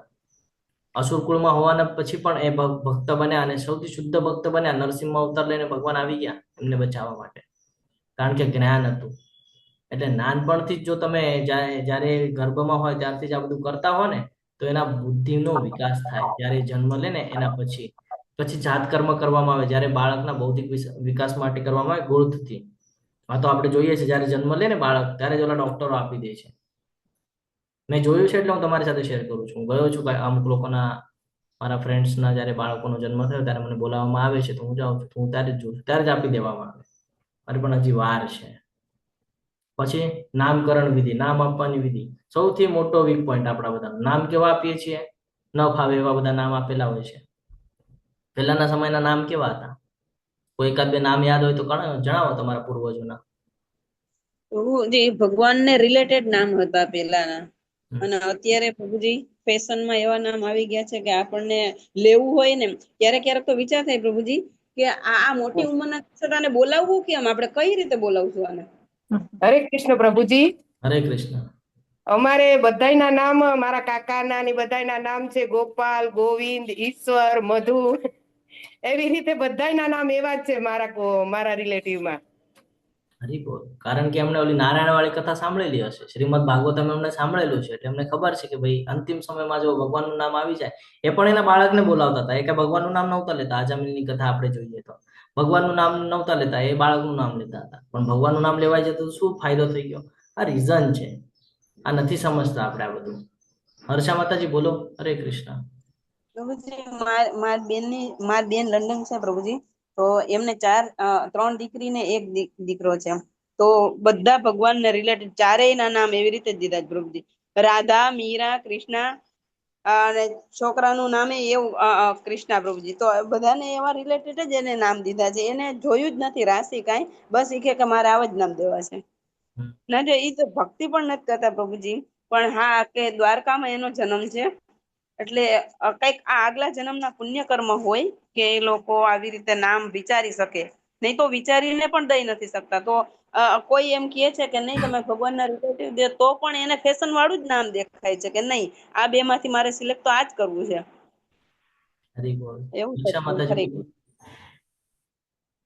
હરે કૃષ્ણ પ્રભુજી. આપણે નામ પેલા એટલે અમે તો હજી નાના છે કે પેલા ખબર નથી કે આવી રીતે નામ રાખવાનું, પણ પછી આપણે રાખીએ ને તો એવું કે એવું ભગવાનના નામ ન રખાય, કે એનામાં એવા ગુણ ન આવ્યા હોય તો કે ભગવાનનું નામ કે ખરાબ થાય. એટલે ઘણા લોકો એવું કહેતા હોય છે કે આવી રીતે નામ ન રખાય, કે પછી એનામાં એવા ગુણે હોવા જોઈએ. સમજાવું હવે હું તમને. જ્યારે આવી રીતે નામ મૂકવામાં આવે ને બાળકોના, તો આપણને એવું થાય કે ભાઈ આવા નામ શું કામ મૂકવા, આવા નામથી શું થાય છે, બરાબર? તો તમે અત્યારે જોશો, હમણાં માતાજીએ પણ કીધું કે ભાઈ ગ્રહ ને નક્ષત્રને જોઈને નથી મૂકતા. તો જે ભક્તિ માર્ગ ઉપર હોય ને એને ગ્રહ નક્ષત્રની આવશ્યકતા જ નથી, કારણ કે ઓલરેડી એ ભગવાનનો ભક્ત છે અને એ લોકોને ગ્રહ નક્ષત્ર નડતા નથી, કારણ કે ગ્રહ નક્ષત્રની નિર્મિતિ જ ભગવાન દ્વારા થયેલી છે, એટલે એને કોઈ ગ્રહ નક્ષત્ર નડતા નથી, બરાબર? તો પણ તમે જોશો કે જયારે દીક્ષા પણ લેવામાં આવે છે ને, તો મારું નામ અંકિત અધ્યારું હતું, તો એના લીધે મારો એ રાખ્યો છે એમને, અને આનંદ સાગર ગોવિંદ પ્રભુ કરીને આપ્યું છે. તો એ લોકોએ પણ એ ધ્યાનમાં રાખીને આપણને આપેલું છે, બરાબર? તો આ હંમેશા ધ્યાનમાં રાખવાનું છે કે એની અંદર પણ તમે જોશો તો ગોવિંદ નામ આપેલું છે. તો ભગવાનનું નામ બહુ મહત્વનું છે. બીજી વાત કે એનામાં ગુણ નથી, એની પાછળનું રીઝન છે આપણે. જો નાનપણથી આપણે જો આ બધું જ્ઞાન નહીં આપીએ તો એનામાં ગુણ ક્યાંથી આવશે? ગુણ એની કેળવણી કરવી આપણું કામ છે. કોઈ પણ જીવ જયારે આપણે આગળ આવે છે તો આપણું કામ છે ને માર્ગ બતાડવો. એને થોડી ખબર, નાનું હોય છે એને થોડી ખબર છે કે મારે હું ભવિષ્યમાં બહુ કરોડપતિ થવાનું છું, કે હું ભક્ત થવાનું છું, ખબર છે એને? તમે જે પ્રમાણે એટમોસ્ફિયરમાં એને મૂકશો, જે પ્રમાણે તમે આજુબાજુનું વાતાવરણ ક્રિએટ કરીને આપશો ને, એ પ્રમાણે તૈયાર થશે. તમારા ઘરની અંદર જો નાનપણથી જો એ જોતું હોય કે ભાઈ માતા પિતા પૂજા કરે છે, ભોગ અર્પણ કરે છે, એકાદશીના વ્રત કરે છે, કંઠી માળા પહેરે છે, તિલક કરે છે, તો એ જયારે સમજદાર થશે ને ત્યારે તમારી પાસે જીત કરશે કે મને પણ તિલક કરવું છે, મને પણ આવી કંઠી માળા પહેરવી છે, હું પણ આરતી કરું, મારે પણ ભોગ અર્પણ. આવી ઈચ્છાઓ નાનપણથી વ્યક્ત કરશે. આપણા ઉપર છે કે આપણે કેવી રીતે કરીએ છીએ, એટલે બહુ મહત્વનું છે. દીપ્તિ માતાજી બોલો. હરે કૃષ્ણ. હરે કૃષ્ણ પ્રભુજી. તમે વર્ણશંકર પ્રજાની વાત કરી, તો દાખલા તરીકે લવ મેરેજ હોય, દાખલા તરીકે મારી જ વાત કરું કે હું બ્રાહ્મણની દીકરી છું, મેં જૈનમાં લવ મેરેજ કર્યા છે, તો મારી પ્રજા વર્ણશંકર કહેવાય. બીજી વસ્તુ એ કે દાખલા તરીકે એક દીકરી બધા પ્રારબ્ધને અનુસરતા હોય છે. એક દીકરી લગભગ માને રિસ્પેક્ટ કરતી હોય છે. મેં તમને મારી ડોટરની ઘણી વાર વાત કરી હશે કે એ ઘણી વાર ડિપ્રેશનથી પીડાતી હશે, તો મારે એવો અપરાધ ભાવ રાખવાનો કે મેં આવું પગલું ભર્યું એટલે મારી દીકરી ભોગવે છે, કે પોતાના કર્મ હશે? બીજું કે તો હું તો દાખલા તરીકે પ્રભુજી ભક્તિ કરું છું, બરાબર, પણ તો એ લોકો એવું સમજે છે કે મમ્મીએ આ રસ્તો અપનાવવો જોઈએ, એ લોકો પોતાનો આ ધર્મ નથી સમજતા. તો આ બધી વસ્તુ કેમ ટર્ન થશે? આપણે લાસ્ટમાં આની ચર્ચા કરીએ માતાજી. હા, થોડુંક બાકી છે એટલે થોડુંક પૂરું કરીએ અને પછી આપણે આના ઉપર ચર્ચા કરીએ, કારણ કે ચર્ચા કરશું તો 15-20 મિનિટ વહી જશે આપણી. આપણે લાસ્ટમાં કરીએ. દ્રષ્ટિ માતાજી બોલો. હરે કૃષ્ણ. હરે કૃષ્ણ પ્રભુજી, દંડવત પ્રણામ. પ્રણામ માતાજી. હરે કૃષ્ણ. એક જ નાની વસ્તુ શેર કરવાની ઈચ્છા થઈ હતી કે તમે હમણાં જે કીધું ને કે આપણે જે કરતા હોઈશું એ જોતું જ હોય ને એના ધ્યાનમાં હોય, તો એ કરતા હેસુ તો એને આવશે. મારી ડોટર કોલેજમાં છે, એની કોલેજ થી રસ્તામાં આવે ને તો ટેમ્પલ આવે, એવી રીતે છે ઇસ્કોન ટેમ્પલ. એક દિવસ એવું બન્યું કે એ લોકો વહેલા છૂટી ગયા ને પ્રભુજી, તો એની ફ્રેન્ડે એને એવું કીધું કે ચલ આપણે કેફેમાં જઈએ એમ, અને થોડુંક નાસ્તો પાણી ને એવી રીતનું. તો એને એવું કીધું કે તમે તો હું એમ કે મારી જોડે ઇસ્કોન આવ, પછી હું તારી જોડે એમ કે કરું. માતાજી અવાજ નથી આવતો તમારો ક્લિયર. હરે કૃષ્ણ. હવે આવ્યો? હા માતાજી. હાજી. એટલે એની ફ્રેન્ડ કોલેજના રસ્તામાં એની ઇસ્કોન મંદિર આવે, તો એની વહેલા છૂટી ગયા ને એક વખત, તો એની ફ્રેન્ડે એને એમ કીધું ચાલ આપણે કેફેમાં જઈએ, તું મારી જોડે કેફેમાં ચાલ. એટલે એને એવું કીધું કે મારે ઇસ્કોન ટેમ્પલ જવું છે, તું મારી જોડે ત્યાં ચાલ, તો પછી આપણે વિચારીએ ત્યાં કેફેનું. એટલે એની ફ્રેન્ડે એવું કીધું કે એ બધી જગ્યાએ મારે નથી આવવું ટેમ્પલ કેવું. તો કે કઈ નહીં, તારે ના આવવું હોય તો તું મને ટેમ્પલ ડ્રોપ કરી દે. એટલે એ ટેમ્પલ ડ્રોપ થઈ, અને મને આ કશી ખબર એટલે એને બધું મને સરપ્રાઈઝ આપે. પછી ખબર નહીં, શાંતિથી ત્યાં ઘણી બધી વાર બેસી, વિગ્રહ સામે દર્શન કર્યા, મંત્ર બોલ્યા, અને પછી આવતી હતી. તો હવે સરપ્રાઈઝ છે પ્રભુજી કે ત્યાં પ્રસાદમ હતું, તો એને તો આપ્યું. તો એનાથી એવું કહેવાય ગયું કે મારા મમ્મી આમાં પેલું કરે છે બિલીવ, અને આ ગીતાજી ને બધું એટેન્ડ કરે છે. તો ત્યાંથી એના લંચ બોક્સમાં પ્રભુજી મારા માટે બી પ્રસાદ એમણે મોકલ્યો. અને ઘેર આવીને તિલક જાઉં એટલે મેં દર્શન કરવા ગઈ હતી, તો મને એ દિવસે એટલું બધું સારું ફીલ થયું, અને હું સમજાવી નથી શકતી કે કશું કીધા વગર એને એની ઉંમર એટલી નથી, પણ કેફેનું એન્ટરટેનમેન્ટ છોડીને એને મંદિર સૂઝ્યું ને જવાનું, અને મારા માટે પણ લેતી આવી પ્રસાદ. એમણે ત્યાંથી મંદિરમાંથી એવું કીધું તમારા માતાજીને પણ પ્રસાદ આપજો જો માને છે. તો હરે કૃષ્ણ પ્રભુ. હરે કૃષ્ણ. તો બહુ ઇમ્પોર્ટન્ટ છે, આપણા ઉપર છે કે આપણે કેવી રીતે આપણા ફેમિલીમાં વર્તન રાખીએ છીએ. તો ગળથુથી પછી નામકરણ આપણે જોયું કે નામનું બહુ મહત્વ છે, બરાબર. પહેલાના જમાનામાં કેવું નામ રાખતા, અત્યારે આપણે કેવા નામ રાખીએ છીએ. પછી જે બાળક ઘરની બહાર પહેલી વાર જ્યારે લઈ જવાનું હોય ને બાળકને ઘરની બહાર, તો 4 મહિનાની આસપાસ એક કરવામાં આવે છે એ સંસ્કાર છે નિષ્ક્રમણ. પછી આગળ છે અન્નપ્રાશન, જ્યારે પહેલી વાર એ ખોરાક ખાય, પહેલા તો એ માતાના દૂધ ઉપર જીવન વ્યતીત કરતું હોય, બરાબર. પછી ધીરે ધીરે એને દાંત આવે ને પછી ખોરાક ખવડાવવાની આપણે શરૂઆત કરી. તો પહેલી વાર જ્યારે આપણે ખોરાક ખવડાવે એને અન્નપ્રાશન કહેવામાં આવે છે. એની પણ વિધિ છે અન્નપ્રાશનની, એની માટે પણ મુહૂર્ત જોવામાં આવે છે, બરાબર. ચૂડાકરણ, પહેલી વાર જ્યારે વાળ કાપવામાં આવે. પછી કર્ણવેદમ, કાન વિંધવું, કાન વિંધવાની પાછળ પણ રીઝન છે, બરાબર. તો એ કાન વિંધવું. ઉપનયન એટલે કે જનેવ, પવિત્ર દોરો આપે. શું કામ આપે? એ બ્રાહ્મણોને ખબર છે, બ્રાહ્મણોને શા માટે ધારણ કરવાનું હોય, બરાબર. કારણ કે એનું કર્મ જે પ્રમાણેનું હોવું જોઈએ, કે એને જ્યારે એને જનેવ આપે એટલે એને ત્રિકાળ સંધ્યા શું છે એ સમજાવવું જોઈએ, ભગવાનનું સાનિધ્ય શું છે એ સમજાવવું જોઈએ, જ્ઞાન લેવાનું છે, આ જ્ઞાન બીજાને આપવાનું છે. આ બધું એના કર્મ છે. બ્રાહ્મણ એટલે એના કર્મ એને નિશ્ચિત કરીને આપેલું છે કે આ નિયમો છે, તારે આ નિયમો ફોલો કરવાના છે, એટલે તું બ્રાહ્મણ. વેદારમ, જ્યારે બાળકને પહેલી વાર લખવાનું શીખવાડવામાં આવે. આપણને ખબર હશે કે બાળકની સામે અમુક વસ્તુઓ મૂકવામાં આવે, ભગવદ્ ગીતા છે, પેન છે, એવું બધું મૂકવામાં આવે. પછી શું સિલેક્ટ કરે છે જોવે. આવું પહેલા કરવામાં આવતું, અત્યારે તો મને નથી દેખાતું આવું કઈ કરે, પણ પહેલાના સમયમાં આવું બધું કરવામાં આવતું. પછી જે સિલેક્ટ કરે એના ઉપરથી અંદાજો લગાડે કે આ શું કરશે, એટલે પછી એને એવી રીતે પહેલેથી જ એના ઉપર ફોકસ રાખવામાં આવે કે ભાઈ આને આ સિલેક્ટ કર્યું છે, આ ખોટા માર્ગે ન જાય, એટલે પછી એને પહેલેથી ભક્તિમાં એન્ટર કરાવે. તો આ આપણું કામ છે, આ એ બાળકનું કામ નથી. બાળકને તો ખબર જ નથી શું કરવું છે અને શું નથી કરવું. આ આપણે વડીલ ધાર્યા હોય એનું કામ છે. પછી તો કે અભ્યાસના દરેક વર્ષના પહેલા અને પછી પ્રેશરથમ કરીને છે એ કરવામાં આવે. પછી જ્યારે છોકરો થાય, પ્રથમ કહે ને કે શું કહેવાય એને, 16 વર્ષનો થાય ત્યારે કટિંગ ને એ બધું કરે, કેશાંત કહેવામાં આવે છે એને, બરાબર. પછી જ્યારે છોકરી હોય, સ્ત્રી વર્ગ હોય, તો એને માસિક ધર્મની જ્યારે શરૂઆત થાય, બરાબર. આ એક શુદ્ધ પ્રક્રિયા છે, આ એક શરીરની શુદ્ધિકરણની પ્રક્રિયા છે ને શાસ્ત્રોમાંનું વર્ણન છે. ઘણા લોકો આને ખરાબ સમજે છે, આ ખરાબ નથી, આ બહુ મહત્વનું છે. જો એ ન હોય તો બાળક પણ ન થાય.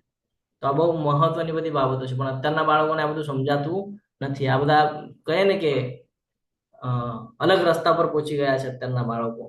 પછી આગળ વધીએ તો કે વિદ્યાર્થી જીવનનો જ્યારે અંત આવે, જ્યારે કોલેજ પૂર્ણ થાય અને જ્યારે કરિયરની શરૂઆત કરે, તો સમાવર્તનની પ્રક્રિયા છે એ કરવામાં આવે.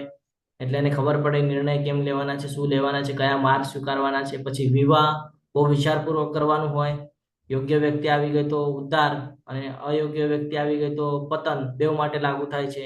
જેન્ટ્સ અને લેડીઝ બેઉ માટે લાગુ થાય છે આ કે વિવાહ કરવા હોય તો બહુ વિચારપૂર્વક કરવાના. અને અત્યારના સમયમાં બધા શું કરે છે, વિચાર કર્યા વગર વિવાહ કરે છે. એટલે શું થાય કે નવું નવું હોય તો અટેચમેન્ટ થઈ જાય અને એવું લાગે કે ભાઈ આની વગર હવે મને ચાલશે જ નહીં. અને એ જ વ્યક્તિ સાથે તમારે આખું જીવન કાઢવાનું હોય. અને આપણો સ્વભાવ છે કે એક ને એક વસ્તુ આપણને પીરસવામાં આવે, રોજ આપણને એક જ શાક આપવામાં આવે તો આપણને શું થાય, ભાઈ આ જ ખાવાનું છે કે બીજું નથી, કે આવું આપણને ચિંતન થાય, આવું આપણે વિચાર કરીએ. તો એક જ વ્યક્તિ સાથે જયારે જીવન વિતાવવાનું છે તો નિર્ણય પણ વિચારપૂર્વક લેવો જોઈએ કે ભાઈ 50-60 વર્ષ આની સાથે કાઢવાના છે આપણે, તો શું એને યોગ્યતા છે?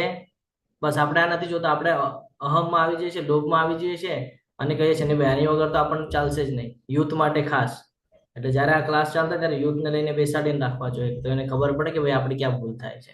તો આ બહુ મહત્વનું છે. વિવાહ વિચારપૂર્વક કરવા જોઈએ. પહેલાના સમયમાં તો એવી રીતે નિયમો હતા કે ન પણ બતાડેલું હોય, ખબર ન હોય કોની સાથે લગ્ન છે, પરંતુ કેળવણી એવી રીતે આપી હતી ને કે ઘર ચલાવી લેતા. પુરુષ વર્ગ હોય તો એને પણ ખબર છે કેવી રીતે ગુજરાન કરવાનું છે, અને સ્ત્રી વર્ગ હોય તો એ સંભાળી લેતી ને એવી રીતે ગુજરાન ચલાવતા. અત્યારના જમાનામાં દેખાતું નથી કારણ કે એ લોકો સમજી જ નથી શકતા કે જીવન કેવી રીતે વ્યતીત કરવાનું છે. આને બે ગાળા કહેવામાં આવેલા છે. જો આમાંથી એક પણ ગાળું જો ચૂકી જાય ને તો સંસાર ન ચાલે. એટલે બંને સમાન થઈને ચાલવું પડે. અને આ સમાન થવું બહુ મોટી વાત છે. બેઉમાં અત્યારે પેશન્સ નથી, પેશન્સની બહુ કમતરતા છે અત્યારના જે બાળકો છે એની અંદર. એટલે આપણને આવું બધું જોવા નથી મળતું અને ડાયવોર્સ થાય છે. એની પાછળના રીઝન આ છે. તો આનો નિર્ણય જે વડીલ ધાર્યા છે એને પહેલેથી સાવચેતી લેવી જોઈએ. આટલું થાય પછી તો કે અંતિમ સંસ્કાર. અંતિમ સંસ્કારમાં પણ આપણે ભૂલો કરીએ છીએ કે આપણને 13 દિવસ સુધીનો ચાન્સ આપવામાં આવેલો છે કે 13 દિવસ સુધી અલગ અલગ વિધિ કરીને તમારે એને વ્યવસ્થિત રીતે ગતિ આપવાની હોય છે. જે જીવ જાય છે એને ગરુડ પુરાણમાં એનો ઉલ્લેખ છે. પિંડદાનને મહત્વ છે કે બીજો ત્રીજો દિવસ થાય એટલે પિંડદાનની શરૂઆત થાય. એકચ્યુઅલી પહેલા જ દિવસથી થઈ જાય છે, પણ પછીનું જયારે શરીર નિર્માણ થાય છે, જે સૂક્ષ્મ શરીર, એ ત્રીજા દિવસથી શરૂઆત થાય. આંખ ને હાથ ને પગ ને બધું આપવામાં આવે એને સૂક્ષ્મ અંશમાં, પિંડના સ્વરૂપમાં. અને પછી એને 2-3 પિંડ આપવામાં આવે જેનાથી એની જર્ની જે છે, જે વિરજા નદી બધું પાર કરવાનું છે ત્યારે એને ઉપયોગમાં આવે. કારણ એને ભૂખ લાગે, તરસ લાગે, એવી બધી સિચ્યુએશન થાય એ જીવને. તો એની માટેનું નિયોજન આપણને આપેલું છે કે એના જે અંશ છે એ અંશ એનું બધું એ પૂરું કરવાનું હોય આ બધી માર્ગો, પિંડદાનના માર્ગથી. પણ અત્યારે જોવા જઈએ તો 5મા દિવસે બધું પૂરું કરી નાખે ને વર્ષી વાળવાની હોય 1 વર્ષ પછી, બરાબર. 1 મહિના 1.5 મહિનામાં વર્ષી વાળીને પૂરું. કેમ ભાઈ, અમારે તો પાછું ફોરેન જવાનું છે, અમારાથી નહીં થાય. આ સિચ્યુએશન છે આપણી. અને પછી આપણે ઈચ્છા રાખીએ છીએ કે નહીં નહીં ભાઈ આપણા જીવનમાં તો દુઃખ આવવું જ ન જોઈએ. કેવી રીતે દુઃખ ના આવે તમે કહો ને? શાસ્ત્રોએ આપણને જે ફોલો કરવા કીધું છે આપણે ફોલો જ નથી કરતા, અને પછી દુઃખ આવે જ ને આપણા જીવનની અંદર. તો આ બહુ જરૂરી છે. આ 16 સંસ્કારની જે પ્રક્રિયા છે આ બધા ઘરની અંદર થવી જોઈએ. સમયે સમયે આ બધું થવું જરૂરી છે. કેમ જરૂરી છે? કારણ કે આપણે બધા કેવા કર્મ કરીએ છીએ? ફળ માટેના કર્મ કરીએ છીએ, આસક્તિ વાળા કર્મ કરીએ છીએ, છે ને. એટલે આ બધું કરવું ખૂબ જરૂરી છે, આપણા માટે છે આ બધું, પણ આપણે આને સમજી શકતા નથી. તો આગળ વધીએ 43મા શ્લોક પર. હે પ્રજાના પાલનહાર કૃષ્ણ, મેં ગુરુ શિષ્ય પરંપરા દ્વારા આ બધું સાંભળેલું છે. જે લોકો કુળ ધર્મનો નાશ કરે છે એઓ સદા નરકમાં વાસ કરે છે. જુઓ, કુળ ધર્મનો નાશ થાય એ લોકોને નરકની પ્રાપ્તિ થાય છે, સ્વર્ગમાં કોઈ દિવસે નહીં જાય કેવા પણ કર્મ કરશે તો. કારણ કે કુળનો નાશ કરી નાખ્યો છે. જે કરવાનું કીધું છે એ કર્યું જ નથી જીવનની અંદર. જે માટે મનુષ્ય જન્મ મળ્યો છે એ મનુષ્ય જન્મનું જે કર્તવ્ય છે કર્તવ્ય જ નિભાવ્યું નથી, ખાલી ભોગવિલાસમાં પડ્યા રહ્યા. એના લીધે આવું પ્રાપ્ત થાય છે કે નરકમાં વાસ કરે છે. એટલે આ સમજવું ખૂબ જરૂરી છે. આગળ વધીએ. અરે આ તે કેવું આશ્ચર્ય છે કે અમે બધા મોટું પાપ કર્મ કરવા માટે તત્પર થયા છીએ. રાજ્ય સુખ ભોગવવાના લોભવશ થઈને અમે સ્વજનોને હણવા તૈયાર થયા છીએ. કે છે આ કેવું પાપ ગણાય? આ અમારા અંદર કેવી બધી વૃત્તિઓ આવી રહી છે કે અમે યુદ્ધ માટે આવી ગયા અને અમે યુદ્ધ કરીએ છીએ લોભ માટે થઈને. શું કામ લોભ છે? તો કે ભાઈ ભોગ ભોગવવા. શેનો? તો કે ભાઈ આ રાજ્યનો ભોગ ભોગવવો છે, અને એની માટે થઈને અમે પોતાના જ લોકોને મારીએ. આ કઈ યોગ્ય નથી લાગતું, આ બધું મને વ્યાજબી લાગતું નથી. જો શસ્ત્ર ધારણ કરેલા ધૃતરાષ્ટ્રના પુત્રો નિશસ્ત્ર થયેલા તથા રણભૂમિમાં પ્રતિકાર ન કરનારા એવા મને હણે તો પણ મારી માટે શ્રેયસ્કર થશે. કેમ?